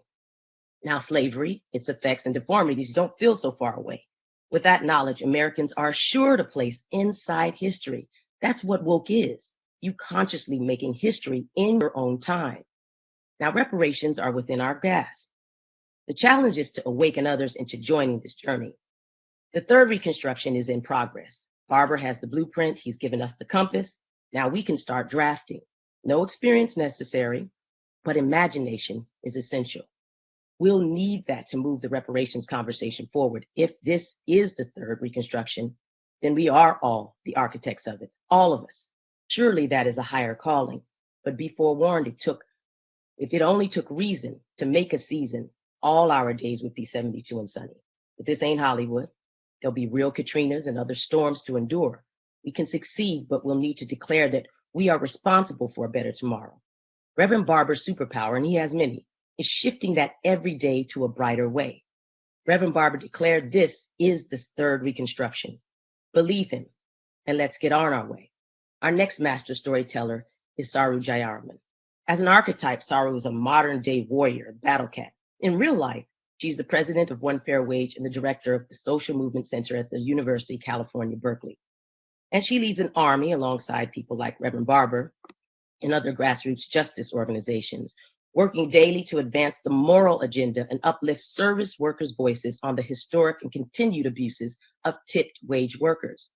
Saru's mission is to destroy the tipped wage economy, a holdover from slavery, and redress the tremendous gap in wealth between Black and white households. The effects of accumulated inequality and discrimination, as well as differences in power and opportunity that can be traced back to slavery in this nation's inception. She approaches this complex issue by telling us a story about a practice we all do that holds the nation's poorest people and women together in poverty. Tips, the powerful message for people to understand what's at the end of their fork and why it's there. Making the invisible visible is its own clarifier and can move many from day tripper down to from the cheap seats to the dugout. Our next master storyteller is a killer and a wordsmith. He uses his tremendous vocabulary and first-rate mind to chisel a new image for the lost tribe. Michael Killer Mike Rinder. I met him earlier this year when making our documentary and podcast about reparations called The Big Payback with my white male co-director, Whitney Dow. It's because of the podcast and not my killer smile, unfortunately, that I imagined I was invited here. But during those projects, we had great conversations with Michael Killer Mike Rinder, one of the best storytellers on this hot blue rock and a disruptor for social justice and a leader in Barber's third Reconstruction. As a rapper and activist, he has street cred, charisma, and bold appeal that's rooted in his authenticity. In storytelling terms, he's a shapeshifter and a trickster, able to move between class, commerce, and politics as an artist and intellectual. Michael uses his influence to reach a segment of America's most marginalized citizens, Black men, inviting them into a complex discussions that are engineered to benefit them, their families, and their communities, but they are rarely invited to contribute in a meaningful way. Michael is their emissary. He is able to convey a bigger picture of how reparations can empower them now, but also future generations to greater heights. He speaks to their aspirations to engage their appetite for imagineering, to borrow a Disney term, to create their future now. Sure, he believes in reparations, but his approach is holistic. He says, as long-term systemic purposeful organizations and systems set up and put, for the first time, Black people who were brought here as beasts and chattel on a pathway to having their full rights and privileges recognized and enjoyed. Through Michael's lens, we can also envision the greatness reparations can build in African-American communities, not just as cash payments, but through land grants and lotteries, plus exemptions from taxation, forgiveness of federal loans, and et cetera. If you begin with equal footing, as he puts it, then it's possible to scale to new heights. Only dare to imagine bigger, and we can, because he's a product and the endorsement. The message he's sending works precisely because it is aspirational and motivational. It cuts through the noise and confusion, and he keeps it relatable. There are and were others like him through the years, most notably James Foreman, who crashed a Sunday service at Riverside Church in Morningside Heights on May 4th, 1968, to deliver his Black manifesto demanding $500 million in reparations from white religious establishments, or as he said, $15 a nigger. That woke him up that morning on his Straight Talk Express. Though these types of folks may make people nervous, we'll need more shapeshifters to shake it up and not hide behind politeness and respectability politics. Katrina Brown. Every great story needs its villain, and though reparations has many, our next storyteller volunteered for the position. Her name is Katrina Brown, Katrina is the descendant of the DeWolf family in Rhode Island, and they are the largest slave traders in North America. Katrina learned of her family's history from her grandmother and has since taken personal accountability for their actions. In doing so, she willingly placed herself in this story as her family's proxy for the brutality, greed, and evil of white supremacy. Katrina gives life to the ever-present white shadow hanging from sea to shining sea. To admit that her family was the largest slave trading family in U.S. history is a mea culpa of epic proportions. It's a powerful position and strikes citizens as participants in an ongoing modern conversation of slavery, racism, and its systemic nature, instead of past disassociation in a bygone era. Katrina and some of her family members even took a step to travel to Africa as an act of reparations to apologize for their involvement. That brings it home. No hide and seek there. Yvette Carnell's approach to some may be considered controversial, but her style and delivery are effective. Yvette Carnell is the co-founder of ADOS, or African Descendants of Slavery, and her buzzword is specificity. She is speaking to and for the defendants of American slavery only. The core of the issue is, who is eligible? Who's Black enough for reparations? That's what we call it on the podcast. Her answers would say to the folks who were harmed the most, the descendants who paid with flesh, blood, and pain, the hundreds of years money ball that created the U.S. endless revenue stream. Her words create excitement and exclusivity to that audience. She speaks in the first person to the first persons. She's on a linear quest, and she's a threshold guardian for a specific group, the children of American slaves. She says, the descendants of chattel slavery have made a different and heavier contribution to America than anybody else, and did it unwillingly, and we got abused because of it. And we have a specific cost. Now, when you have a specific cost, that means a specific payment. Thus, they suffered what she calls an accrued disadvantage. She does not disavow the harm of slavery to others, but says those who came here voluntarily would not be eligible for reparations, but would have access to our Black agenda in terms of our collective lived experience. As we go along, we'll find reparations work is like a Rubik's Cube. We'll keep turning the tiles until they align in a way that makes sense, but hope that one day we reach a good consensus to make reparations a reality. Another effective advocate are the people fighting against it. Larry Elder is one such person. He is a conservative and failed candidate for California governor. He's also a successful radio personality. Every story has powerful forces that work against its goals.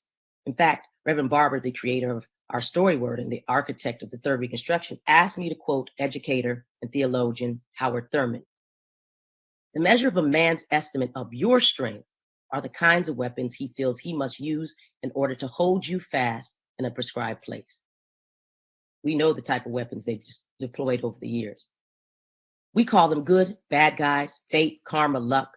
But let's not assign a motive. Let's talk about the methods used to speak to the counter audience or the arch-conservative Larry Elder fans.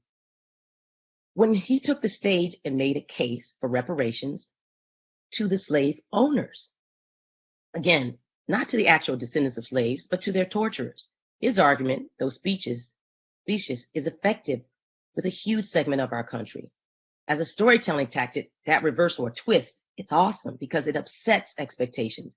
By fighting against reparations and arguing for the slave owners for damages or reparations, he makes the entire subject radioactive.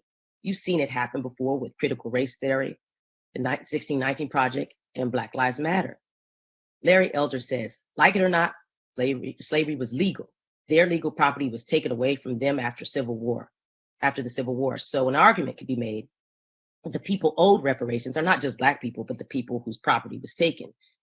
So you may not dig that message, but the news outlets do, and so does the Graham. That soundbite resonates with his arch-conservative audience and liberals, especially because he's an African-American. But the real benefit is that it sows chaos, doubt, and exhaustion in the entire population. Now the conversation is no longer about who's responsible or remedy, and being an unreliable narrator in a tragic comedy, he uses his exposition as ammunition. It's as good as shooting a firearm in a crowded theater because the effect is similar, chaos. How can you create possibility and make progress in that atmosphere? And that rhetorical device is reliable. It works, and it works. When it works, he's victorious. effectively reorienting and shifting blame on the victim and heaping empathy and a new perspective on the wrongdoer. Finally, this all brings me to a surprising turn of events in this 400-year slavery drama, and perhaps its most notable story I could tell you today about the determined young ingenue in this passion play, Evanston, Illinois, 5th Ward Alderwoman, Robin Rue Simmons. Now, she's an all-star in anyone's playbook, and a first, like the moonwalker John Glenn. Dubbed the Rosa Parks of reparations, Robin did something no one has ever done. She passed the first reparations bill in American history. And in true heroes fashion, she did it in the year of the return, 2019, the 400 years since we arrived enslaved in 1619. It was an auspicious year indeed. Uniquely made for this moment, Robin traveled to Africa and came home inspired by the idea of reparations as a tool in Evanston, Illinois. Though she was a novice herself to the idea of reparations, she knew how to maneuver in her town's local political space. Tying its funding to recent legislation in Illinois, legalizing marijuana, she knew she had to move fast to assign a percentage of that new revenue stream toward reparations agenda for African Americans who lived in her city. It was a genius move because it did not require residents to pay or redirect city funds. And it tapped a new income source, drawing on that recreational marijuana tax revenue.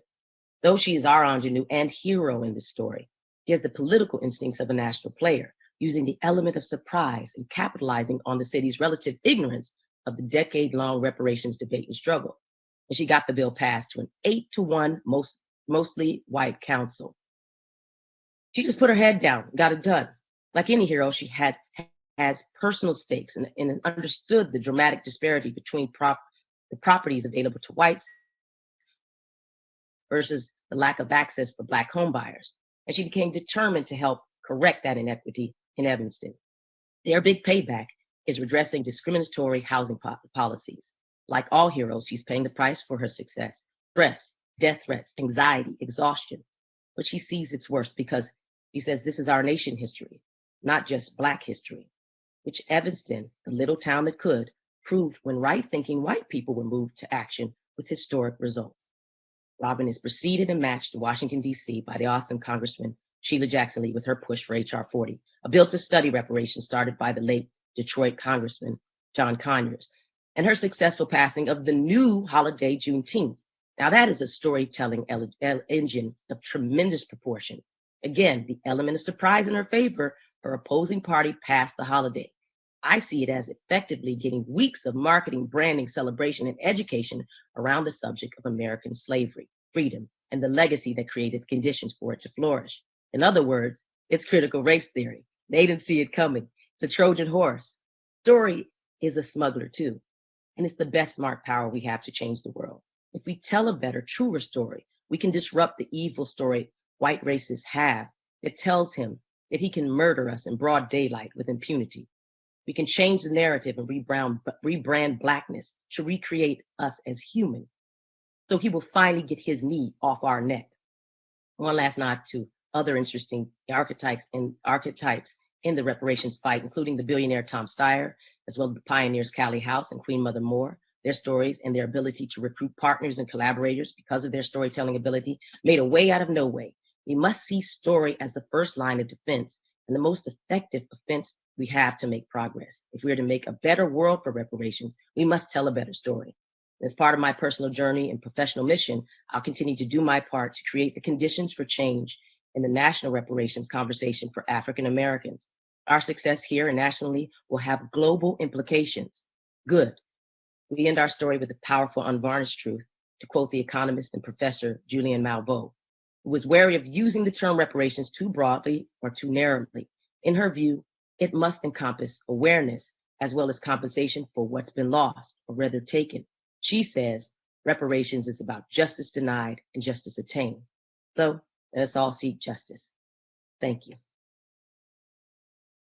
Thank you so much, Ms. Alexander, for your thought-provoking testimony. So we'll now turn to our next speaker today, our next expert witness, rather, which is Dr. Allison Rose Jefferson. Dr. Jefferson, you may begin your expert testimony when you're ready. Thank you so much. Okay, the slides, please.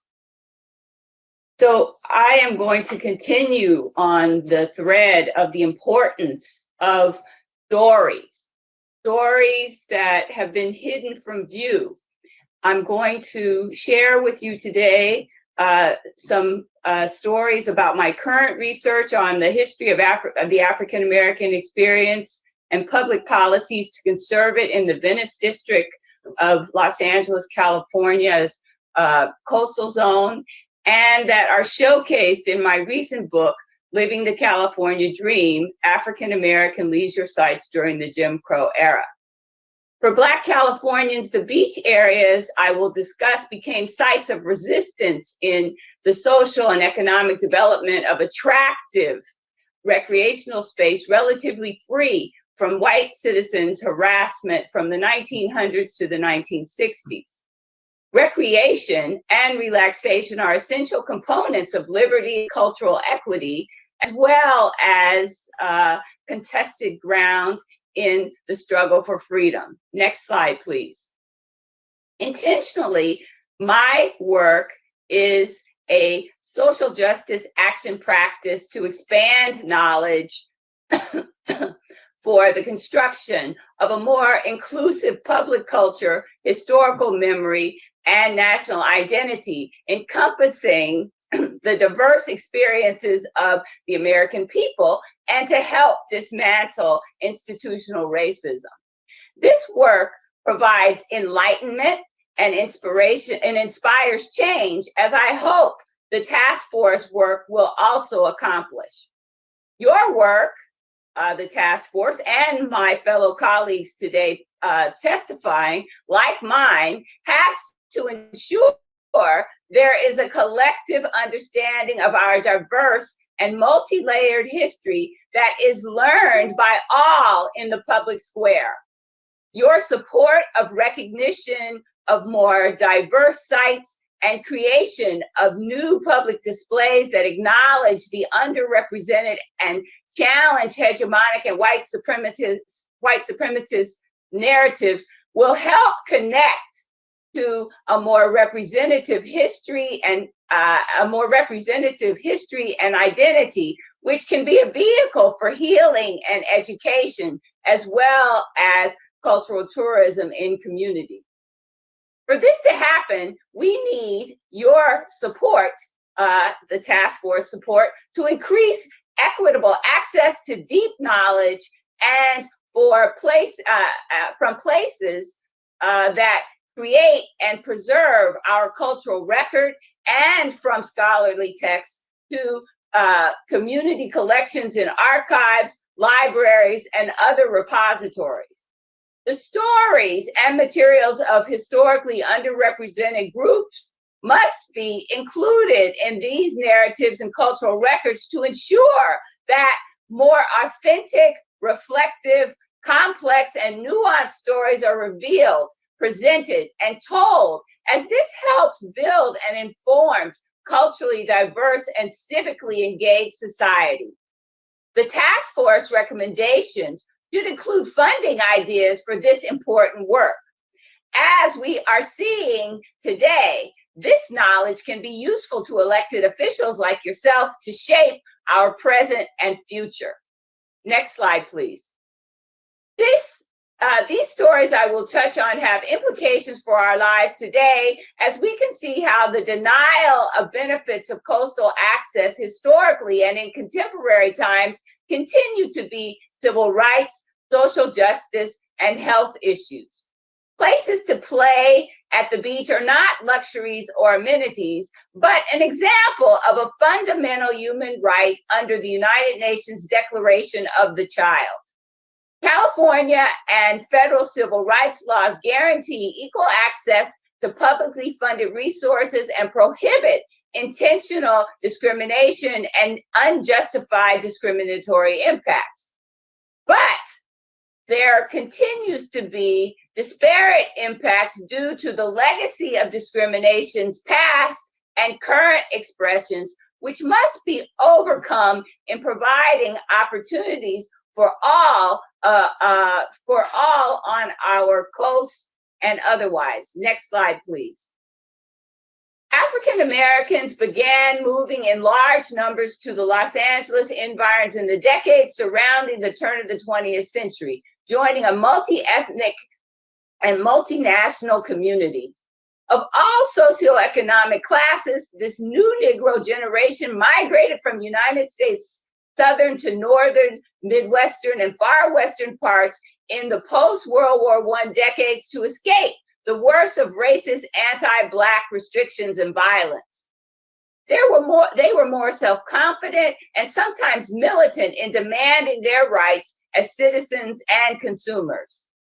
Like everyone else moving to the state, African Americans embraced the booster-promoted California dream of a leisure lifestyle as a permanent way of life in picturesque outdoor settings, a mild climate, and new life opportunities, even while discrimination and lax enforcement of California's civil rights laws, established as early as 1893, many times prevented them from using various public and private facilities and buying land in many areas for decades into the 20th century. Despite the challenges throughout the early 20th century Great Migration, African Americans actively participated in California's growth and nurtured a rich cultural milieu. Next slide. Bruce's Beach in Manhattan Beach in Southwest Los Angeles County, which has been in the news a lot lately, was an early successful African-American residential resort community and day trippers' leisure destination, which began in 1912. Racial discriminatory measures aided by destructive use of state power in 1924 eliminated their residential and economic development with attempts to erase the site's memory from history. Next slide, please. The Bruce's Beach landlords and visitors were not alone in facing harassment actions discouraging African Americans from visiting and settling in particular beach locales as the region's population increased during the 1920s. In 1925, African Americans were forced by white-run civic and business groups to give up a development of a beachfront resort in El Segundo. The most violent intimidation campaign to evict African Americans from enjoying the beach was when white arsonists burned down the beautiful Pacific Beach Club in Huntington Beach shortly before it was supposed to open in 1926. Next slide. Activists mounted informal and legal challenges to these discriminatory actions endeavored by whites. Even with such violent attempts to evict African Americans from public beach space along the Southern California coast, this community's days of recreation and relaxation continued. Next slide. Although the Bruce's Beach community was raised, a successful National Association for the Advancement of Colored People protest and legal maneuver for unfettered beach access propelled African Americans' more confident assertion of their legal rights, which in the coming decades contributed to racial restriction attempts at public beaches fading away. This was an important civil rights and beach access victory, not only for African Americans, but for all Californians. Next slide, please. As the task force is aware, California Governor Gavin Newsom signed SB 796 to allow Los Angeles County supervisors to return the beachfront property they own to the descendants of the resort business owners, Charles and Willa Bruce, from whom it was wrongfully taken in the 1920s. Next slide, please. Next slide, please. Next slide, please. This restitution opens opportunities for the family to recoup generational wealth building that was lost. Some psychological healing happens for the lost opportunity for the family and the African American community generally. This is all good, but we must think more deeply about the events of 100 years ago and their legacy. Tangible benefits will not be provided to the purged African Americans of all classes from Manhattan Beach that lost out on a vibrant sociocultural economic space where today they make up less than 0.5% of the city's 35,000 population. For broader benefits to occur, elected officials like yourself on this task force need to implement socio-cultural economic public policies and programs that encourage African American community opportunities in Manhattan Beach and other California beaches. Next slide. In the city of Santa Monica, founded in the 1880s, African Americans were able to build a sustained community of landowners and renters that began a few blocks from the Pacific shoreline in the environs of the Civic Center and High School and Phillips Chapel Christian Methodist Episcopal Church, the first African American institution established in this city. A short way south of Venice enclave, also forming, was considered part of this early Santa Monica African American community. Next slide. In the years surrounding Phillips Chapel's 1908 purchasing of its own building at 4th and Bay Streets, the oceanfront area down the hill around Pico Boulevard, south a few blocks to Bicknell Street, emerged as a gathering place where African Americans from all over the Los Angeles environs and beyond came to enjoy the beach's pleasures. While the boundaries shifted through time, it was a popular destination for many African Americans into the early 1960s. Next slide.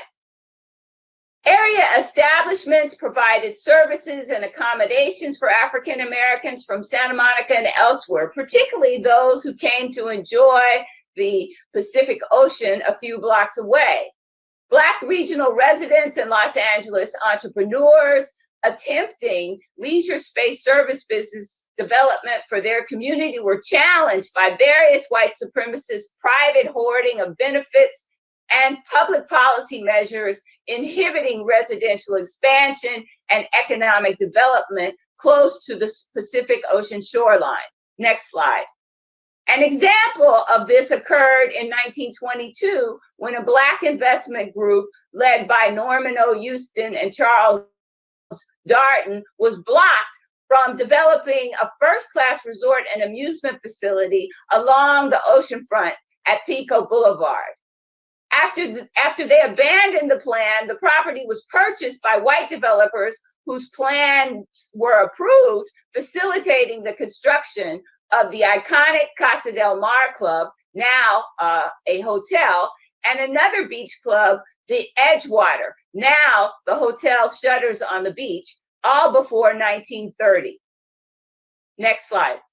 Another high-profile act of white supremacist sabotage of African American coastal zone businesses occurred in the 1950s when Santa Monica city authorities rushed in to take over land through eminent domain proceedings for a purported parking lot, forcing Black investors to abandon the Ebony Beach Club project.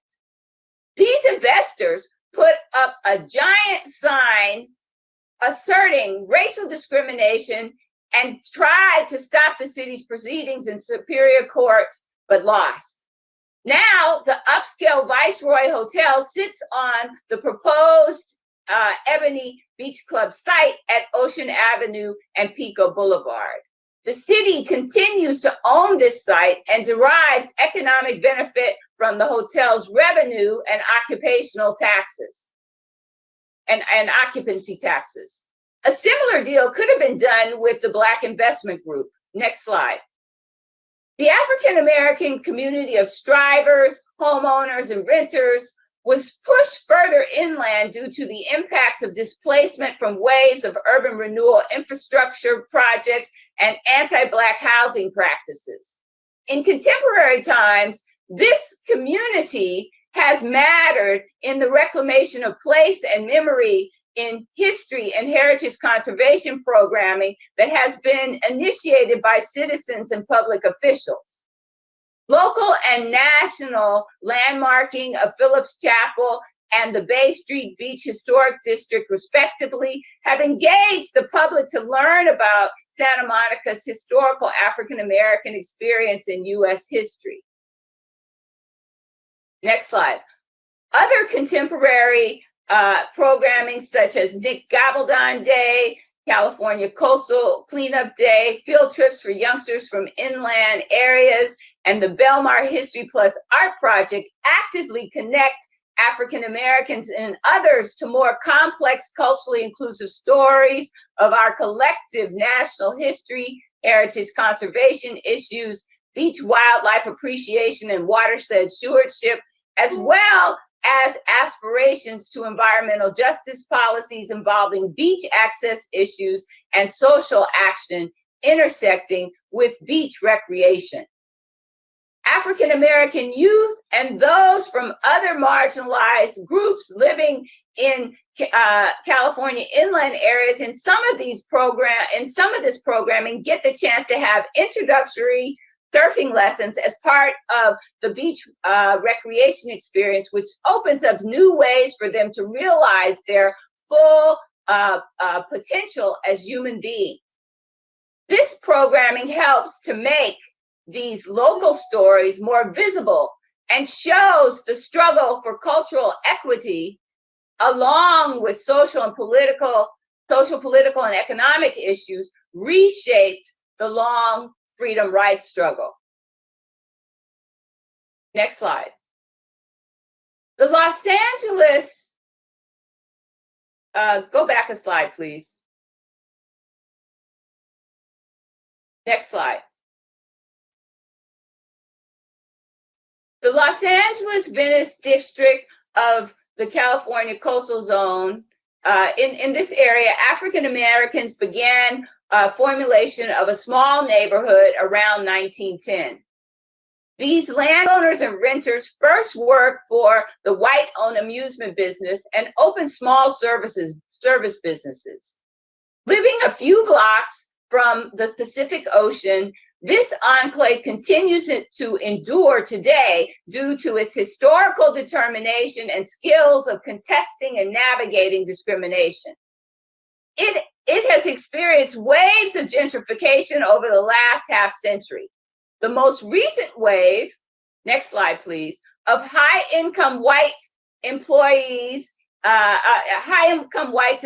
in the entertainment and computer technology industry are buying up properties and indulging wealthier and whiter tastes, which have had a more visible impact in marginalization of the Venice district's African American middle class and lower income homeowners and renters.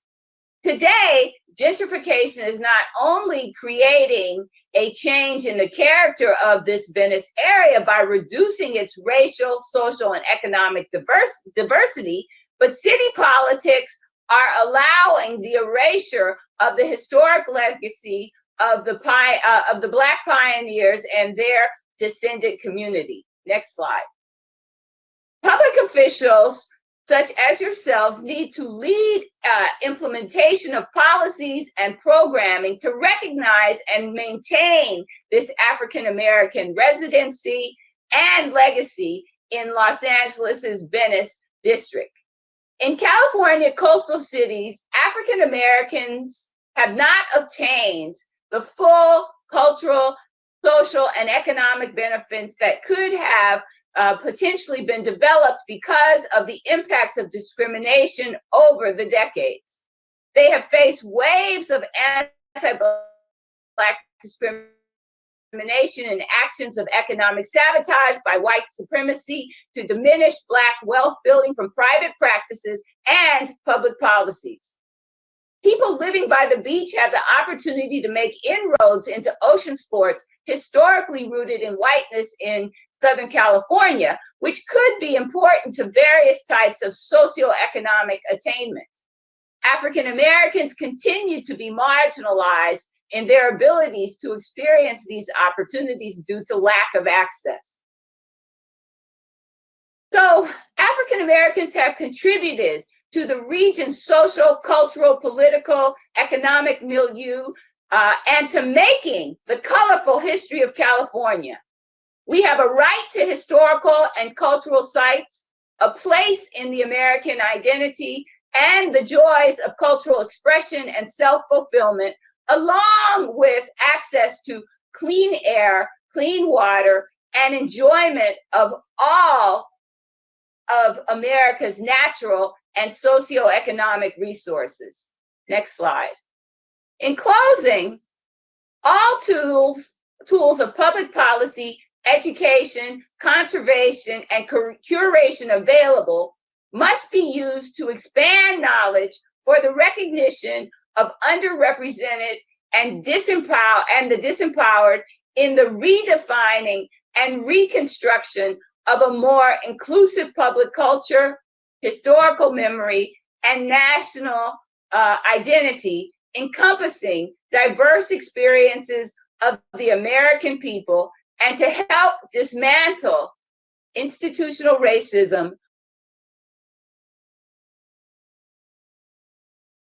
greater equity and justice in cultural and socioeconomic attainment for all Californians.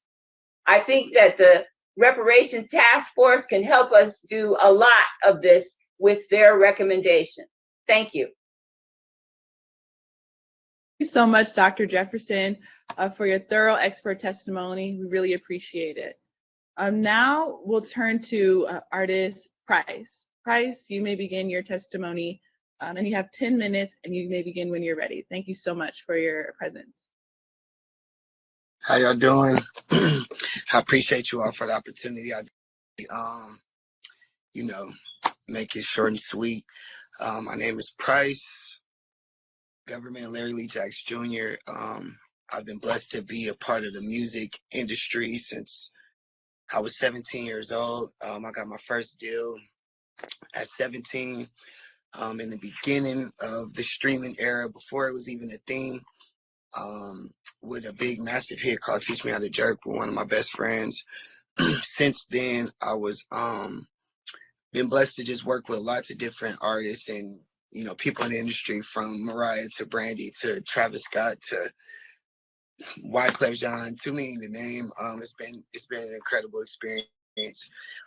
But it's also taught me a lot of different things just about business, about being an American African in this country, being an American African in business. It's taught me a lot of different things, and a few things that I learned, and I just want to speak about.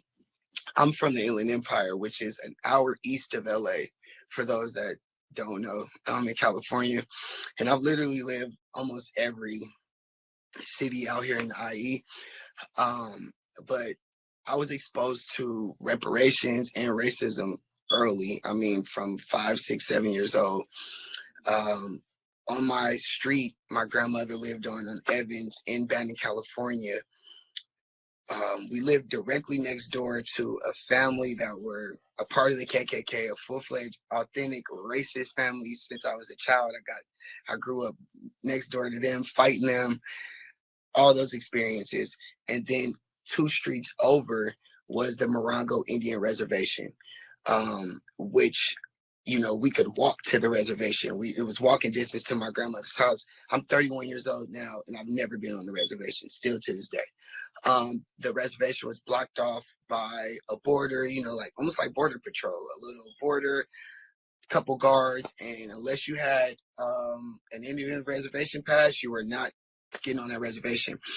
I said that, I spoke on that because we went to school with these children, we went to middle school with these children. So we got to experience the total difference in lifestyle that they got to experience, good and bad, right? And so, but for me, it was important because I always used to just think like, dang, it's just small things like being 13 and kids are at school with $1,000, or, they're getting limos to school, different, we got to experience a lot of wild things. And then all of them had the luxury of knowing, hey, when I turn 18 and graduate high school, all I gotta do is graduate, and I got $13,000 coming to me bare minimum.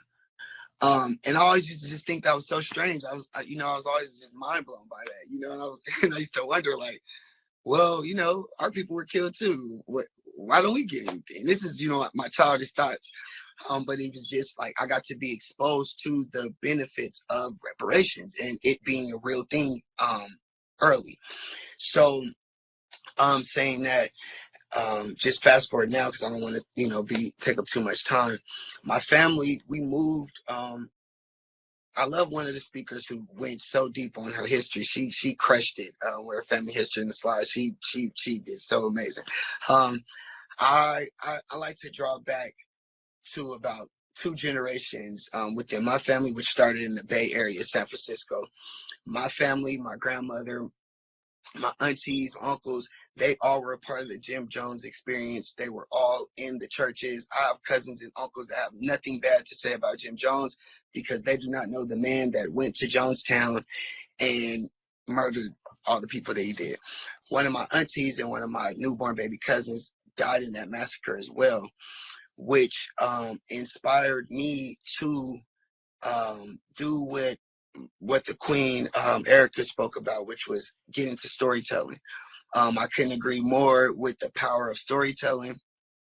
It inspired me to write a book and create a book series called Generational Cures. As you can see on the cover, it spells curses, but one of the S's is crossed out.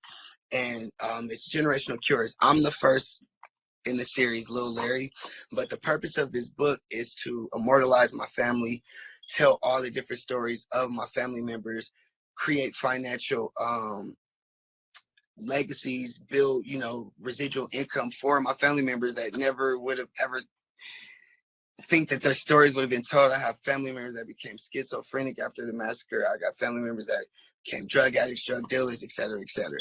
So my mission, and just briefly, I'm very passionate about legacy. I'm very, very passionate about Black ownership. I'm very passionate about residual income. I'm very passionate about owning shit. Excuse my language, but I'm not here to be all playing games and be all sweet.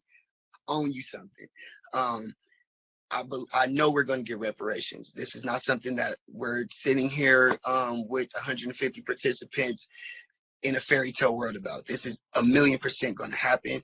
And the key that I believe is very important right now is financial literacy and building that as much as possible within our communities. I'm very passionate about that in the music industry.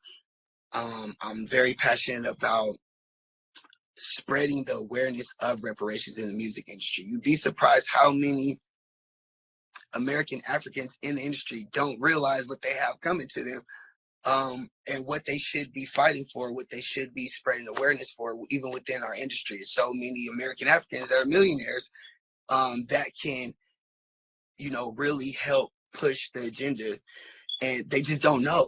They really don't, because it seems like a fairy tale. They weren't exposed to what I got to see as a child and see as a reality. Like, no, this isn't a fake thing.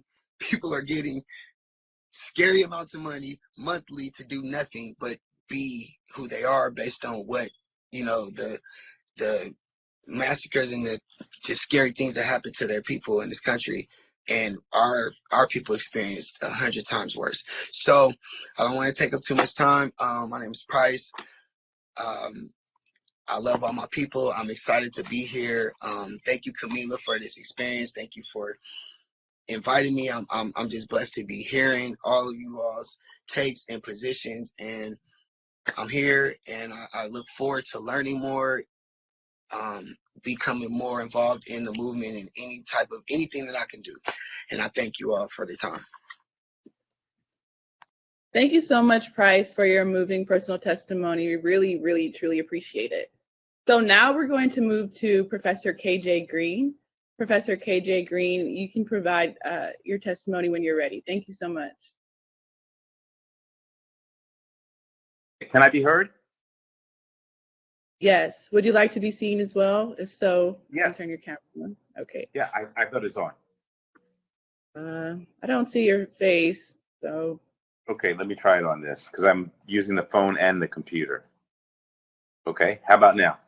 Is that Yes, better? we can see you. Okay, Yes, good, thank good. you. Okay, thanks. I want to start out by thanking the task force and Camille Moore for putting on this amazing testimony. I've been blown away by the panelists that I've heard. I mean, just brilliant presenters today. So thank you so much for doing this vitally important work. And this is truly history in the making for an idea whose time has come. By way of background, I am a professor in Los Angeles at Southwestern Law School. I live in Hollywood.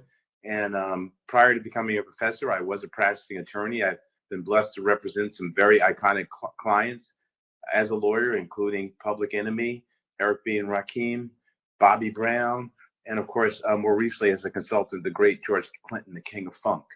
And I'm going to focus my remarks mainly on the music industry today. I think Professor Darnell Hunt ably showed how segregation exists at really disgusting levels in the film and television industries. So I'm going to talk more about the music industry. So if you will indulge me, I'd like to play a song, and hopefully the technology will allow me to.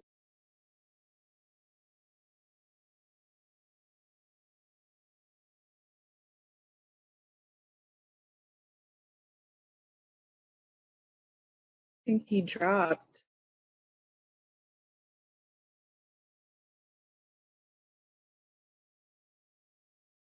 Professor Green, I'm not sure if you're still on, but we can't hear you or see you anymore.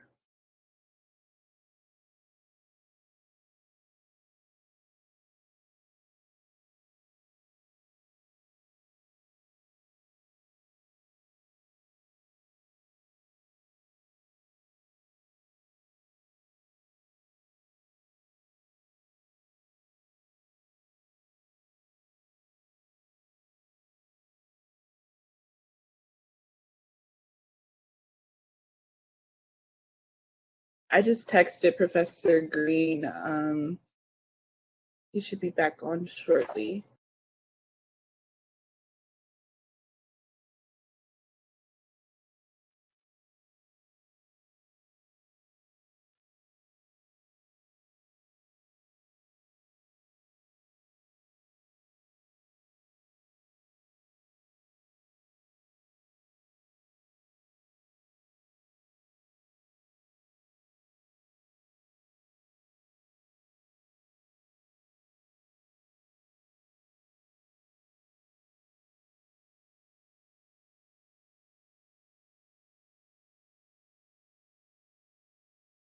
Okay, Professor Green, I see you're back on. Can you hear us okay?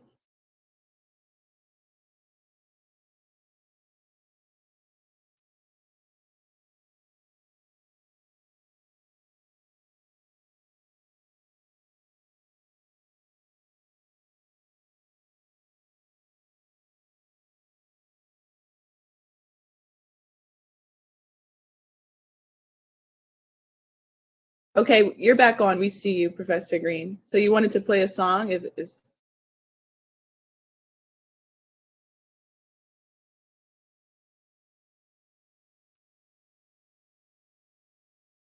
We see you on video, but we can't hear you if you're trying to speak. Are you trying to speak? We cannot hear you.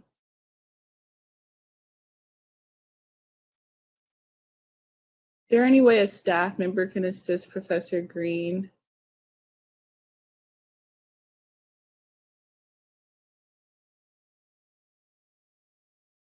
Trini or Noel, can you see if you can help Mr. Green?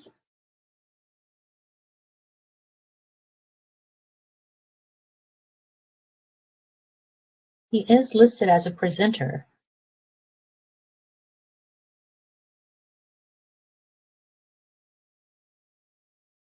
Let's see.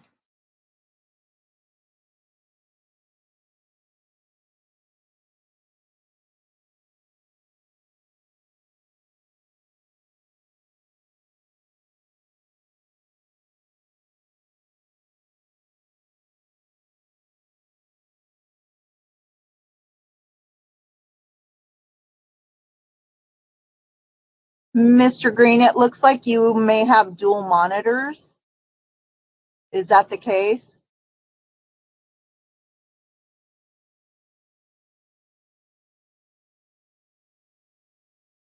Doesn't look like he can hear us.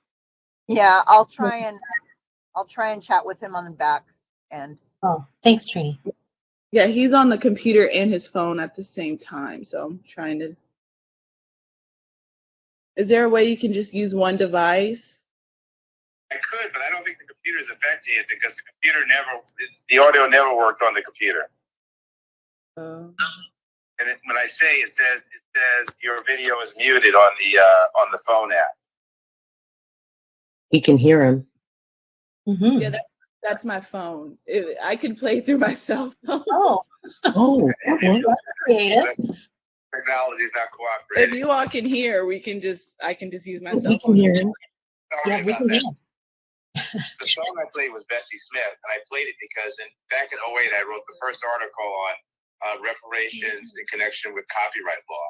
And I'm not going to talk much about copyright law today, but I would suggest that I think that there's going to be an interface between this task force and the federal government later. There's tons of work that needs to be done in reforming U.S. copyright law because I call it copyright scandal, the treatment of African-American artists under copyright law. So we all know that the American mountain of black creativity, and yet the remuneration awards for that have not been present. One thing that I talked about in my article is that we're not talking about slavery.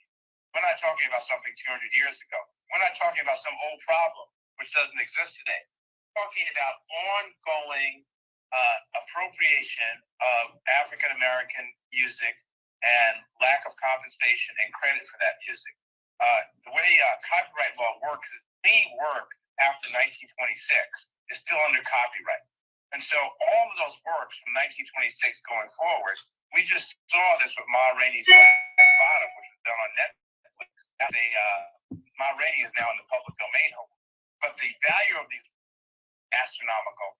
Know that many of the artists who created this work were never compensated and were not even given credit for their work. And I saw that in my conjecture of my work with George Clinton.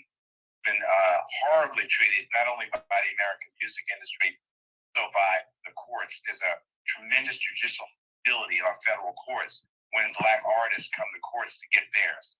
So these are all problems I think that best.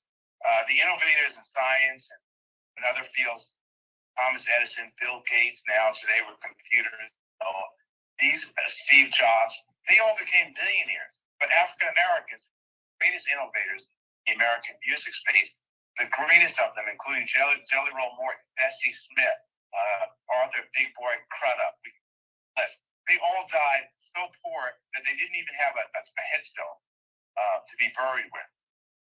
Meanwhile, all of those works that we're talking about are still making money for the American entertainment industry. And the compensation hasn't been paid, and in many times has never been paid. So we're talking about a source of money which is still continuing, and the injustice of it is glaring, right? It's not some problem from 200 years ago. It's a problem that's ongoing and happening today. And I think that that has to be pointed out. The music industry is doing great because of digital distribution. It's great for the labels. It's great for Spotify, Pandora, and the like. Not great for the artists. And so we continue this kind of cycle of black creation, black either non-compensation or undercompensation. I also talk about in my statement how there's a feeding frenzy of companies buying up old black music. They're buying up all these old catalogs. It's movies from the music from the 40s, 50s, 60s, 70s, 80s. The hip-hop catalog is for sale. Death Row, the record label, was sold to Hasbro, the toy company, for $350 million, right? And so, and my question is, okay, great. So Hasbro has acquired the Death Row catalog. What about the artists on Death Row? We know that even Tupac Shakur wasn't paid by Death Row. And so all of these assets, which are generating hundreds of millions of dollars for the American music industry and for Wall Street, are racially tainted assets that demand some compensation. And I think California can do that at the state level. They can say that when you're doing these catalog sales, you've got to make sure that the people who actually created this music were paid for it, because they were not. Most recently, BMG, one of the major record labels, did a review of contracts from their so-called legacy artists, Black artists. And they found, surprise, surprise, that there were significant disparities in terms of how those artists were paid and how white artists were paid. And BMG is saying that they will now make contract adjustments. The music industry has done that from time to time. This is not reparations, by the way. This is not reparations. This is just giving back money that they were unjustly enriched by. What reparations would look like, in my mind, would be reparations for past injustices, for music, as I said, that is still ongoing and making money. Also, it would include future investments by the American music industry and the entertainment in the African American community, but at the direction of that community. You might have heard that during the aftermath of the George Floyd killing, that Warner Brothers, Universal Music, and Sony all made some contributions to African American organizations. However, I applaud them for that small step in the right direction. However, that is not reparation. To be reparations, there has to be equity in the music industry, including, as Professor Hunt said, in the boardroom and in the executive suite. That's sorely missing. And there also has to be investment in the community itself. I don't want to take up too much time, but let me just say a couple of more things. Everybody knows that the music industry and the entertainment industry, or rather the movie industry, is losing money because their refusal to actually cast movies with diverse casts. In fact, one study found that their refusal to do that is costing them $10 billion a year. So now I want to speak to my friends in the entertainment. I have many at record labels, at video game studios, at motion picture studios, because we're going to need allies in this fight. We can't do it alone. Did you know, in the copyright office, these are people with incredible goodwill. They're not racist people who are going to hold us back. But that's not how institutional racism works, right? It doesn't matter, what's in their heart. It matters that we have this system. I think if they could understand that providing reparation entertainment space actually help them double and maybe even triple their revenues, they'd be interested in that. And the reason I say that is there's this untapped creativity in the African American community. There's fear, there's loathing of even people releasing their works because they know about what a ripoff the music industry is. There's a lot of untapped potential which is there. And if reparations were paid for these past injustices, and also as a symbol of good faith of things going forward, the industry would actually make more money. Go on TikTok, go on Instagram. It's all fueled by Black youth. Black youth are fueling the entertainment industry from top to bottom, from fashion, from movies, from music. And so I think one way to get the people on board who we need to get on board is to have them see that, yes, it's the right thing to do, but it's also going to be very profitable. I'm going to close with a quote I put in my statement from Dr. Martin Luther King, great Dr. Martin Luther King. And here's what he said. He talked about reparations, right? In his dream speech, it was right there, in there. It was hidden, but it was there. And here's what Dr. King said. It is obvious today that America has defaulted on this promissory note, insofar as her citizens of color are concerned. Instead of honoring this sacred obligation, America has given the Negro people a bad check, a check which has come back marked insufficient funds. But we refuse to believe that the Bank of Justice is bankrupt. We refuse to believe that there are insufficient funds in the great vaults of opportunity of this nation. And so we've come to cash this check, a check that will give us, upon demand, the riches of freedom and the security of justice. This is Dr. King on reparations, an idea whose time has come.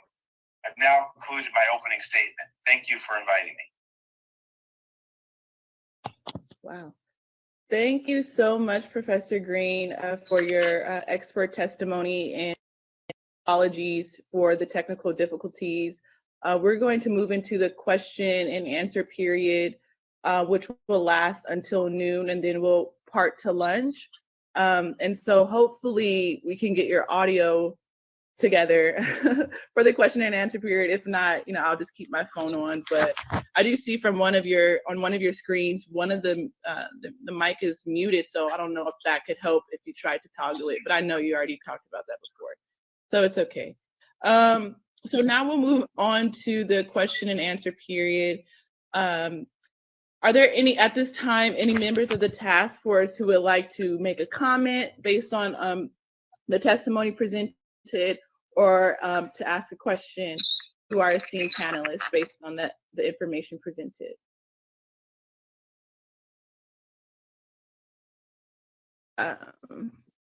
And if you would like to be recognized, just speak up, because we have a lot of speakers and Blue Jeans doesn't allow me to see everyone. Member Bradford, you are recognized. I just want to thank the presenters, and especially Professor Green, Attorney Green, for his just closing presentation. As an individual who spent 20 years in and around the music industry, everything that you state is still alive and well today. And I make a great point that, again, paying folks what is owed is not reparations. It's due compensation for the work that they did and that America is still benefiting from. So as a legislator who, like I say, helped with fair pay to play for the college athletes, I was the joint author of 206, making sure those athletes who, the majority of them were African Americans, who put butts in those seats for $1 billion sporting industry. Please let me know what we can do to help further these wrongs, or should I say, correct those wrongs that have happened in the music industry. I just met with Warner Music and a few weeks ago because they're concerned about this contracting, the 7-year obligation. So I would love to hear your thoughts on where we are with that issue, if you're familiar with it.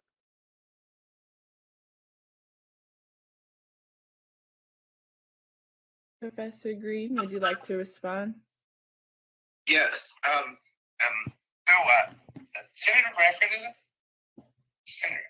Yes. Yes, I wanted to get your title right. Are you talking about the statute, which we have in California, which says that compensation has to be paid for contracts that are 7 years or longer? Yes, but there are, and workarounds around that. That one of the things they'll do is they'll just say, because most of the industry is here in California, but there's also substantial parts in New York. One of the ways around that is just to do New York contracts. It's only state law. But I agree, that is a possible avenue to saying, okay, we have to correct these wrongs by saying that retroactively there wasn't correct compensation paid on these agreements. And, BMG did do that study. However, they haven't released the results to academics like me, which would be very, very helpful. Because I no insult to BMG or any record label, I don't think you just what was actually in those contracts and what the difference is.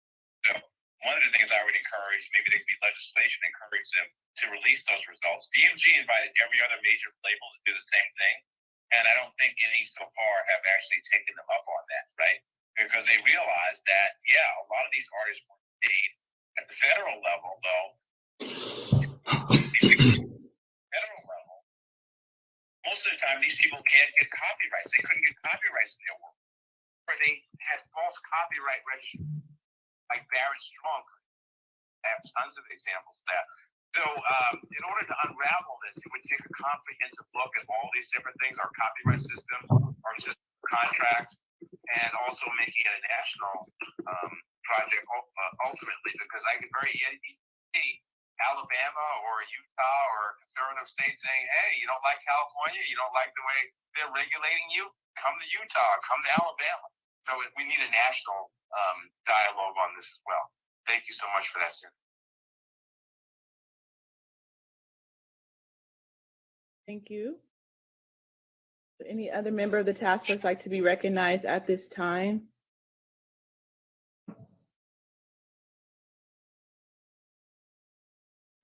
Yes, Camila, it's me, Jovan. I remember Scott Lewis, you're recognized. Thank you. Thank you. Thank you, everybody, for your presentations today. From issues with the NCAA to the music industry and the film industry, what we're seeing is the continuous exploitation of Black labor. That has been a continuous process since emancipation. We've seen the same kind of labor exploitation in new forms. So I want to ask, and we're seeing it also in these, broader circuits. I can't help but think about how African American cultural production is at the basis of what we think of as global popular culture. And I see that especially in contemporary practices around, say, South Korean musical production, right? We see the DNA of Black music in, at the heart of that genre. So I think I have a question really, for all of you, but I want to kind of use Professor Green's framework of property, copyright, to think about what broader areas of cultural property, right? How might we think about all of these areas as a domain or within the domain of cultural property, right? Because I think copyright, you're right, Professor Green, and there are limitations, there are challenges. But how do we open up the scope, right?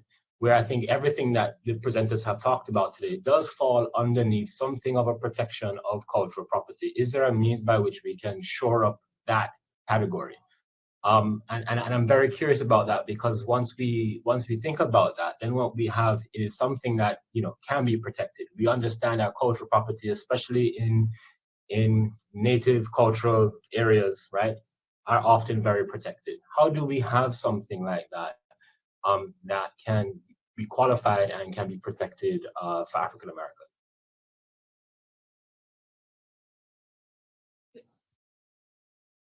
Dr. Darnell Hunt, would you like to take that question first? Yeah, let me say a few words about that. I mean, I think that's an important point. For me, one of the common threads that unite a lot of what I've heard today on this panel in terms of testimony is really respecting, affirming, reflecting, circulating our humanity. Really honoring our experience. Ensuring that it's understood, that it's not misrepresented. That can be through music, it can be through storytelling, it can be through like the way we document history, and that's erased in many cases by people who don't want us to know that history. So for me, that's what it's all about. That's what culture is. It's about respecting and affirming and valuing the experiences that African descended people have had in this country, and what they've had to endure and what they've had to overcome. And all too often, the people who kind of control the process by which those stories, those experiences get circulated don't look like us. And they're often not motivated to tell the stories or to, embrace the music and the other cultural forms in ways that are affirming to us and that celebrate our humanity. And instead, it tends to denigrate us in various ways. It tends to marginalize us, it tends to stereotype us, and it's often exploited for profit on their end, and we don't often get to share in that. Not that we want to share in our own dehumanization, but it's like a double whammy. And for me, that's what kind of unites a lot of what we've been talking about today. Oh, absolutely. Thank you for that. Would any other panelists like to address a member Scott Lewis's question around cultural property? Allison Rose Jefferson. So as I said in my presentation, one of the big things that we need to see to that is done is that we need to have more areas of knowledge production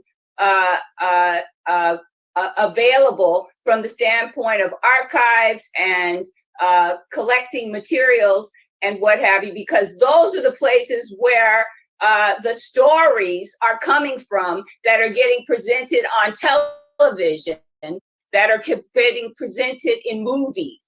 And if we don't have those repositories, and if we don't have the scholarly text, then we are at a loss in terms of going forward for how to substantiate making this claim in terms of the Western American system of what is important.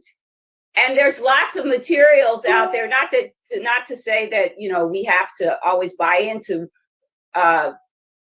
archives as the way to validate our culture, but it is one way to validate our culture that we don't have enough of.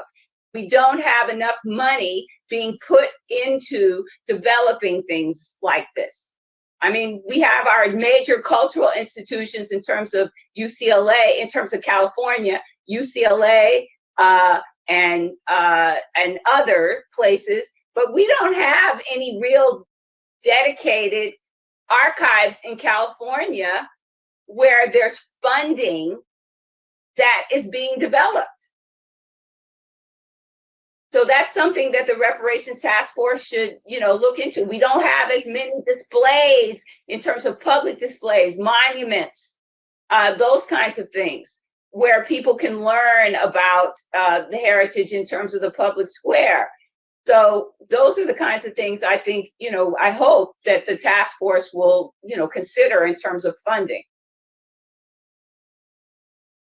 I'd like to say something real quick. It's Erica Alexander, because I love this conversation.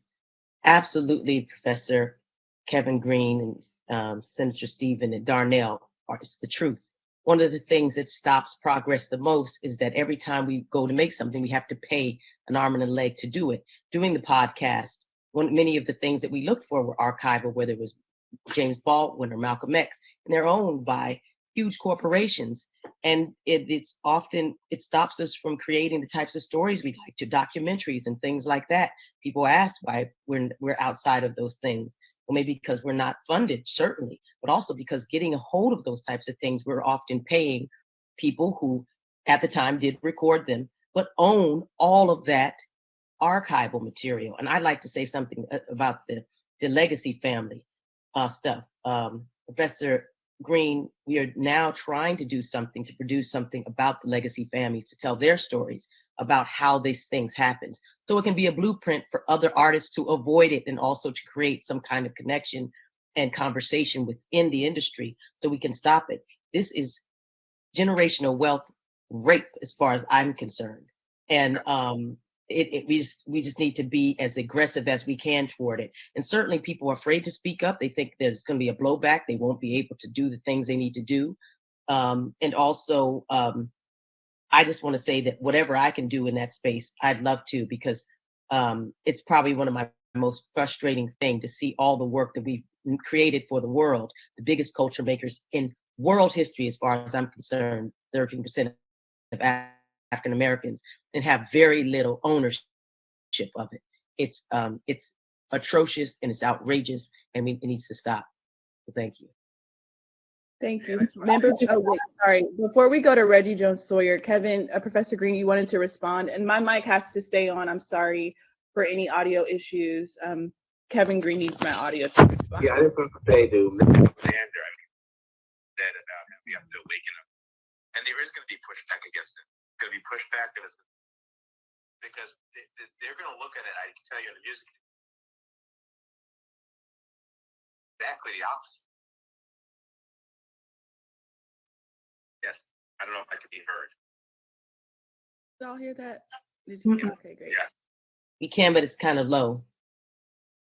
Oh, it was low, Professor Green. Did you just want to repeat quickly? Sure, quickly. I said, Ms. Alexander, I love what you said about awakening young people.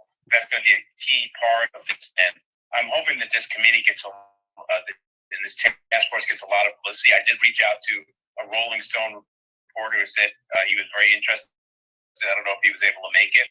But you're absolutely right. We have to awaken others, and we can see that this is not something from 200, 300, 400 years ago. This is something that's ongoing and happening today, right, as we speak. And I also just want to acknowledge Dr. Jefferson. I didn't know so many of those things. I'm new to LA. I was just blown away by that history lesson you gave us about discrimination in the leisure industry. Thank you so much. Before we go to the next question, I just want to add that being someone who has had to work with cultural institutions and figure out where our family archive was going to be housed, the process was painful. And we were, I don't know, I want to be able to describe this in a way that's still fair, but I think that the work also has to be done around making sure that legacy families have the support that they need to be able to have their materials housed in the right place. I know you know this, Dr. Jefferson, but the Mamie Clayton archive, which is one of the biggest, at least on the West Coast, also, is now at Dominguez Hills. And so we do have spaces were private that belong to us. We also have this in church basements and, at grandma's houses. So we have already been collecting and preserving our story as best as we could. I do think that the goal is then to make sure that we have ownership and support to keep those archives in a place that's cared for by us and not just by the state and all these government institutions that are sharing what they think is important and not us. To my point, why the task force needs to put some money into this area. Thank you. I would just quickly add, the task force will not be funding this. That would be a challenge of the state of California. And yes, I think that's what Mr. Jones but you will be presenting ideas to the state of California legislature, and hopefully the ideas that you present to them will be implemented. Thank you, Senator Bradford. Thank you so much. Member Reggie Jones Sawyer, you're recognized. And this has really been a good conversation. This really didn't, let me put it this way. I remember watching television one day, and Paul McCartney, the Beatles, kind of made a remark about the Rolling Stones being a very good blues cover band. And it struck me like, what did that mean? And then I started investigating blues singers. And I realized a lot of their songs came from our blues, African-American blues legends that they made popular, and they became superstars, making millions, possibly billions of dollars off of I think the word had been used, the treasure of our people and what they did. And they didn't get paid for it. And I saw I started researching and found out they didn't get paid for a lot of things that they did. And there were even white jazz musicians who tried to take responsibility or take claim that they did the music. And I just remember from 1984 when I was in college reading from George Orwell, where he said, "He who controls the past controls the future. He who controls the present controls the past." So as long as they can control the scenario of what the entertainment industry is, it becomes very difficult for us to get full, not only equality, but I would love to work with someone to come up with a methodology that at the very least, we get the full acknowledgement for what our people has contributed to this industry, and that it's almost like it's been covered up, like the Tulsa massacre. I don't really want to put it to that level, but I feel like it's to that level that our contributions have been pushed down so that others can be lifted up. And so if we don't lift up our own people, and I don't know what form that is, and I'll work with Senator Bradford and I, because we're probably the only two on here that can possibly do something statewide, to try to come up with, whether it's an institute, a methodology, but also financially, how can we make sure that the people who've exploited this, that we can get that money back into our community so we can create more Jelly Roll Mortons in the world and individuals like that who are considered the father of jazz. And how do we do that and do that in a substantive way so that those individuals who have that talent can grow and prosper?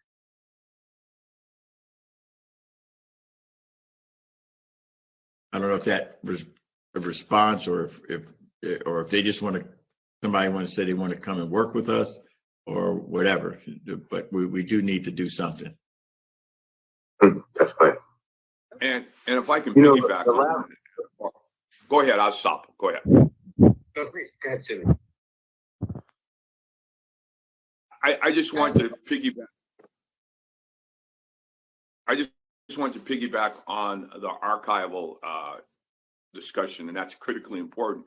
And one of the things that I will be working on, along with the Black Caucus, will be working on as a priority next year, is Allensworth. Not only is that an historical town that was taken from African Americans, but it has to be archived.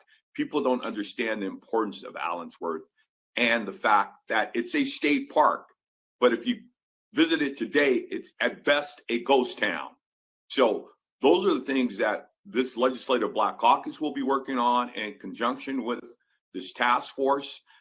When you talk about archiving our history, we have a phenomenal Secretary of State who's responsible for us being here today, it's in the Secretary of State's department and office that is responsible for state archives. And I know this is a priority for Dr. Weber to make sure that our stories are better told historically as far as land, contributions and all that. So we're in a perfect situation right now.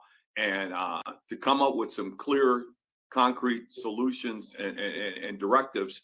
But the timing is right. And all what you're saying is vitally important, that we do need to document our contributions and try to right some of the wrongs that have happened. So the Black Caucus is committed to that. Yeah, and I'll commit UCLA and our group that does the Hollywood Diversity Report. Anything you want to know about Hollywood and ways that we can again document Black contribution to Hollywood and lack of recognition, we're willing and able to kind of work with you on that. And may I say one thing? I really have to say this. I've been talking about it a lot. It's the ongoing inequity of pay inequity. And Monique talked about it a little bit with her Netflix so-called scandal. But what she was talking about was what Lily Ledbetter was talking about. And if we are tied to algorithms that are inherently racist to our pay and all sorts of things that judge us for being not worthy of higher salaries, you have people like Octavia Spencer Steele and Viola Davis saying how little they make considering their contributions, and next door to people who have done less and achieved less. We've done that over the years all over the place, and there needs to be data studies that disrupt this, investigations that reveal this bad behavior, the continued epic salary disparities. They plague, they limit our success, and it's a big issue. And we also must look to the fact that we are losing our artists, Michael Jackson, Whitney, Prince, all these things, to the type of health disparities and drug situation, which I think is reparations work.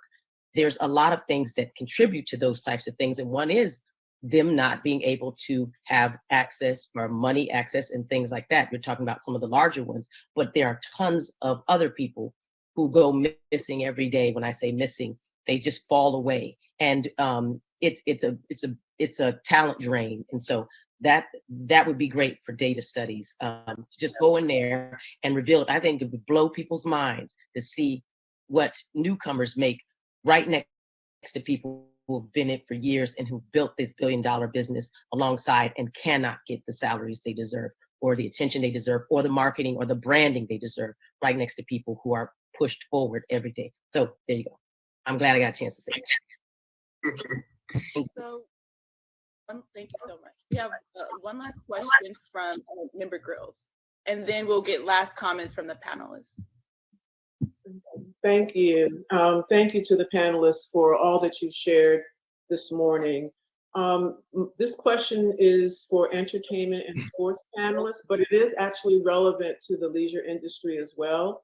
There was a pioneering Black men of the Yale class of 1970 study done by a Harvard professor, and he found something very abnormal. At a deeply disturbing rate, they were dying off by around age 60. Among the 32 African-American men of the Yale class of 70, the death rate appears to be roughly triple that of their white classmates. And there's one concept that kind of captures what might be going on to some extent, John Henryism, which is a determination among these men to succeed even at the cost of their health. So applied to today's topic, at the request of Black leadership in the Location Managers Guild and also some consulting I did with a couple of production companies, I was really struck by the intense level of racism-related mental anguish and emotional distress experienced by Black folks in trying to do their work in the midst of all of the things that you have described today. My question is, are you aware of any studies, and can you then send them to us, studies or findings similar to what was found in the Yale Black Men study about the psychological and or physical health harm and quality of life harm, like substance abuse problems, family disintegration, resulting from these types of issues that you've shared today? Any particular panelists like to take Member Girl's question? Well, I can't speak to specific studies, but I have a colleague at UCLA, African-American sociologist who works in public health, who studies the stress associated with racism, discrimination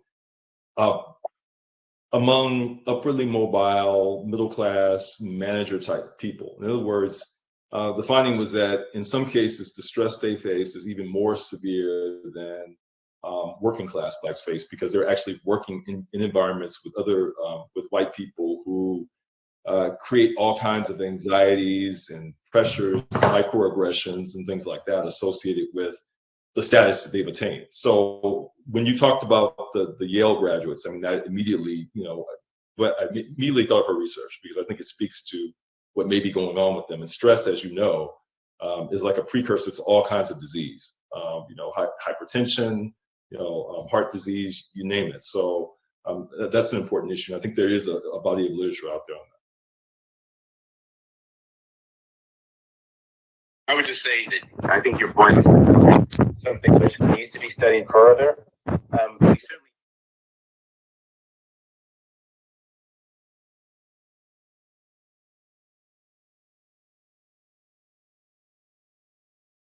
Can you hear me now? Yes. Dr. Grills, thanks for raising this point. I mean, my work now, all these intellectual property deprivations, they actually hurt people.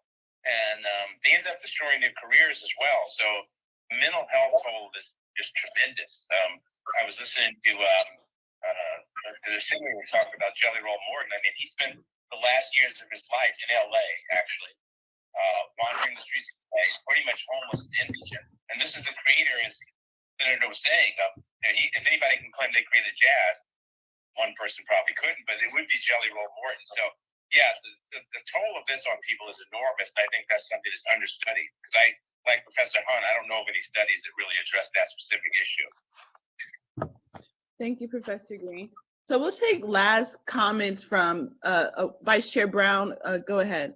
And we're mindful of time. We're 6 minutes over, and so we're going into our lunch period. So Vice Chair Brown, you're recognized.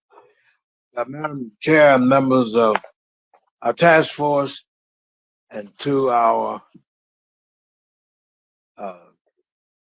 I just say so rare, so gifted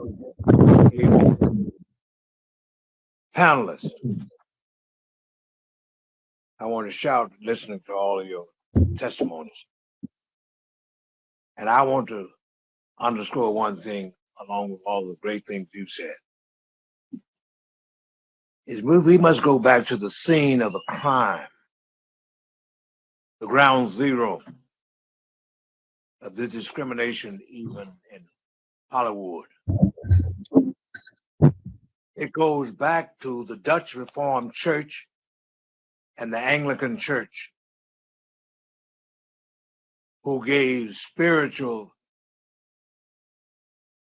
respectability, distorted respectability,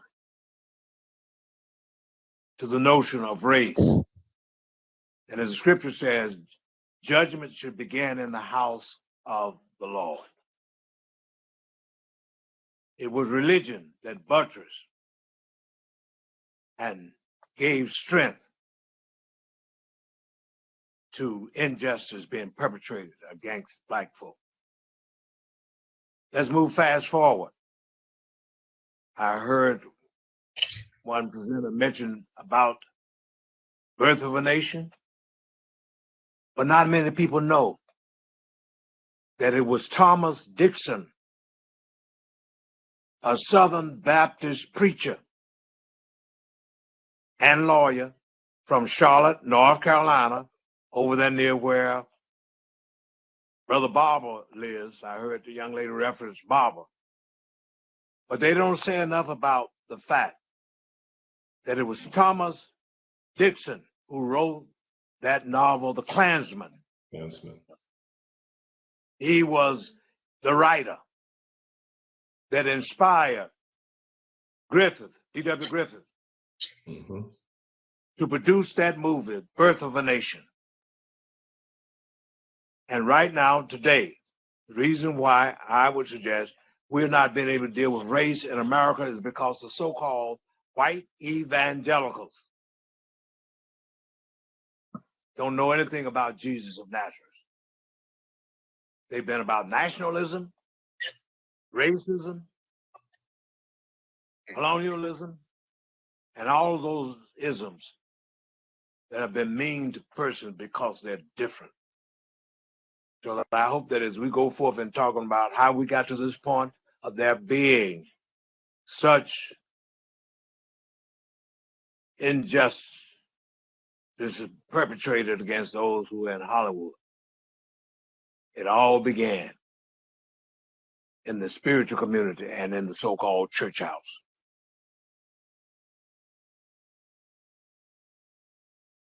Thank you so much, Vice Chair Brown, for that historical context. That's very informative.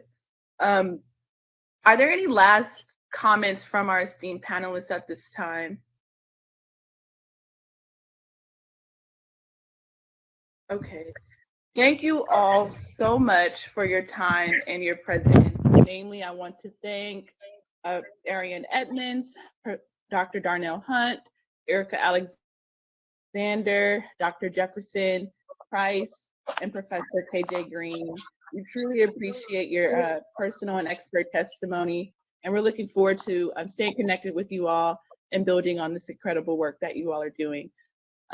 Without further ado, we will recess to lunch and we will return at 1 p.m. Thank you very much. And also I want to say thank you to those who have been respectful in the chat and who have been using the chat to share links and resources and information. When we return at 1, I just want to make this statement, continue to use the chat positively. We do not condone any harmful rhetoric, whether that's racism, homophobia, transphobia, anti-Semitism, xenophobia. We do not tolerate any of that language. And so continue to use the chat in positive ways. And for folks who cannot do that, we respectfully ask you to take that rhetoric offline. Thank you very much. We will reset at 1 p.m. Thank you to our panelists. See you on the Glow Road.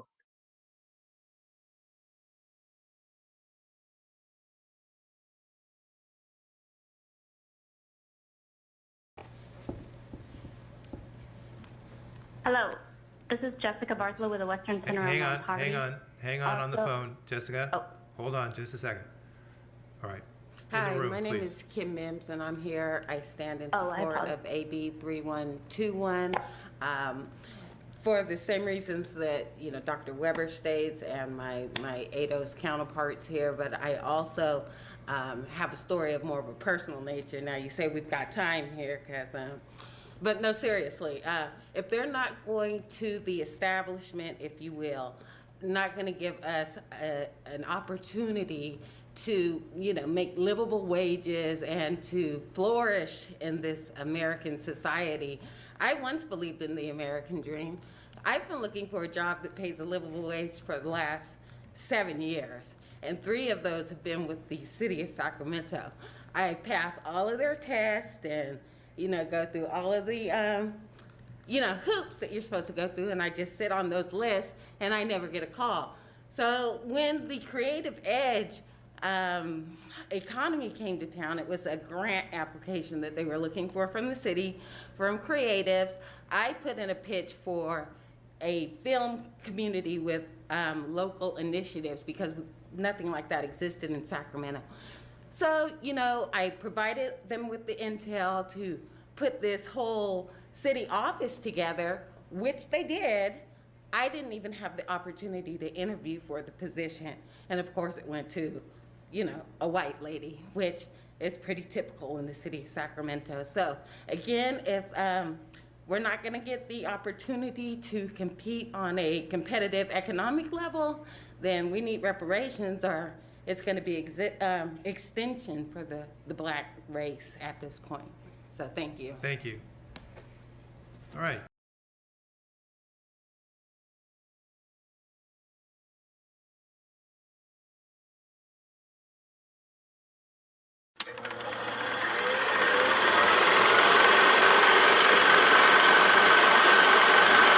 In 1915, Birth of a Nation was a technical leap for the motion picture industry.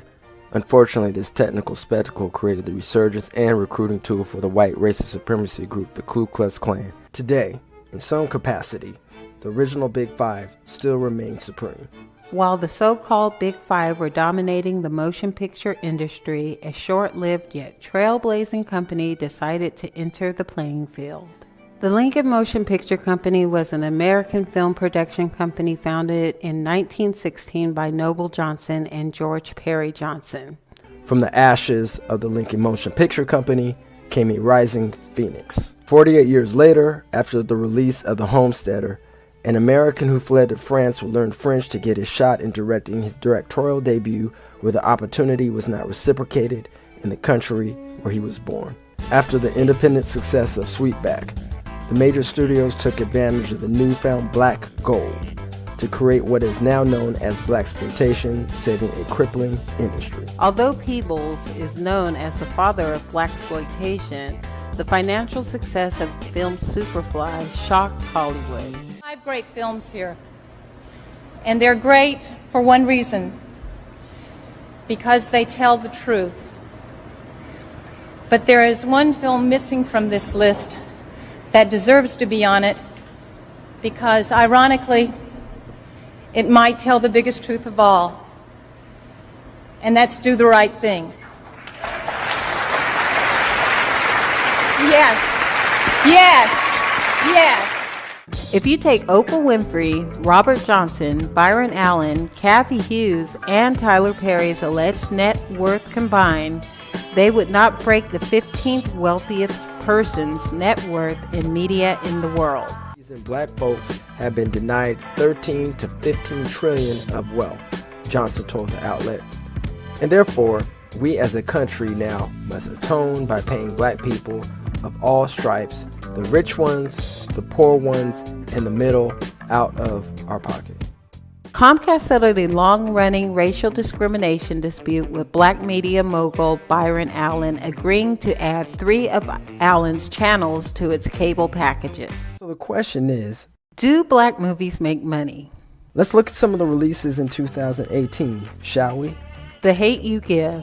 Budget $23 million, worldwide sales close to $35 million. Black Panther. Budget $200 million, worldwide sales close to $1.4 billion. Black Klansman. Budget $15 million, worldwide sales close to $94 million. Black Panther. Headed into the film's February release, Marvel had made 17 superhero movies, but never a solo superhero movie with a black star or a predominantly black cast. Black Panther ended up making $1.3 billion worldwide, and its $700 million domestic gross was bigger than that of Avengers: Infinity War. Even with the highly successful film of Black Panther, there are those, like with Melvin Van Peebles with Blaxploitation, that are reluctant to give credit where credit is due.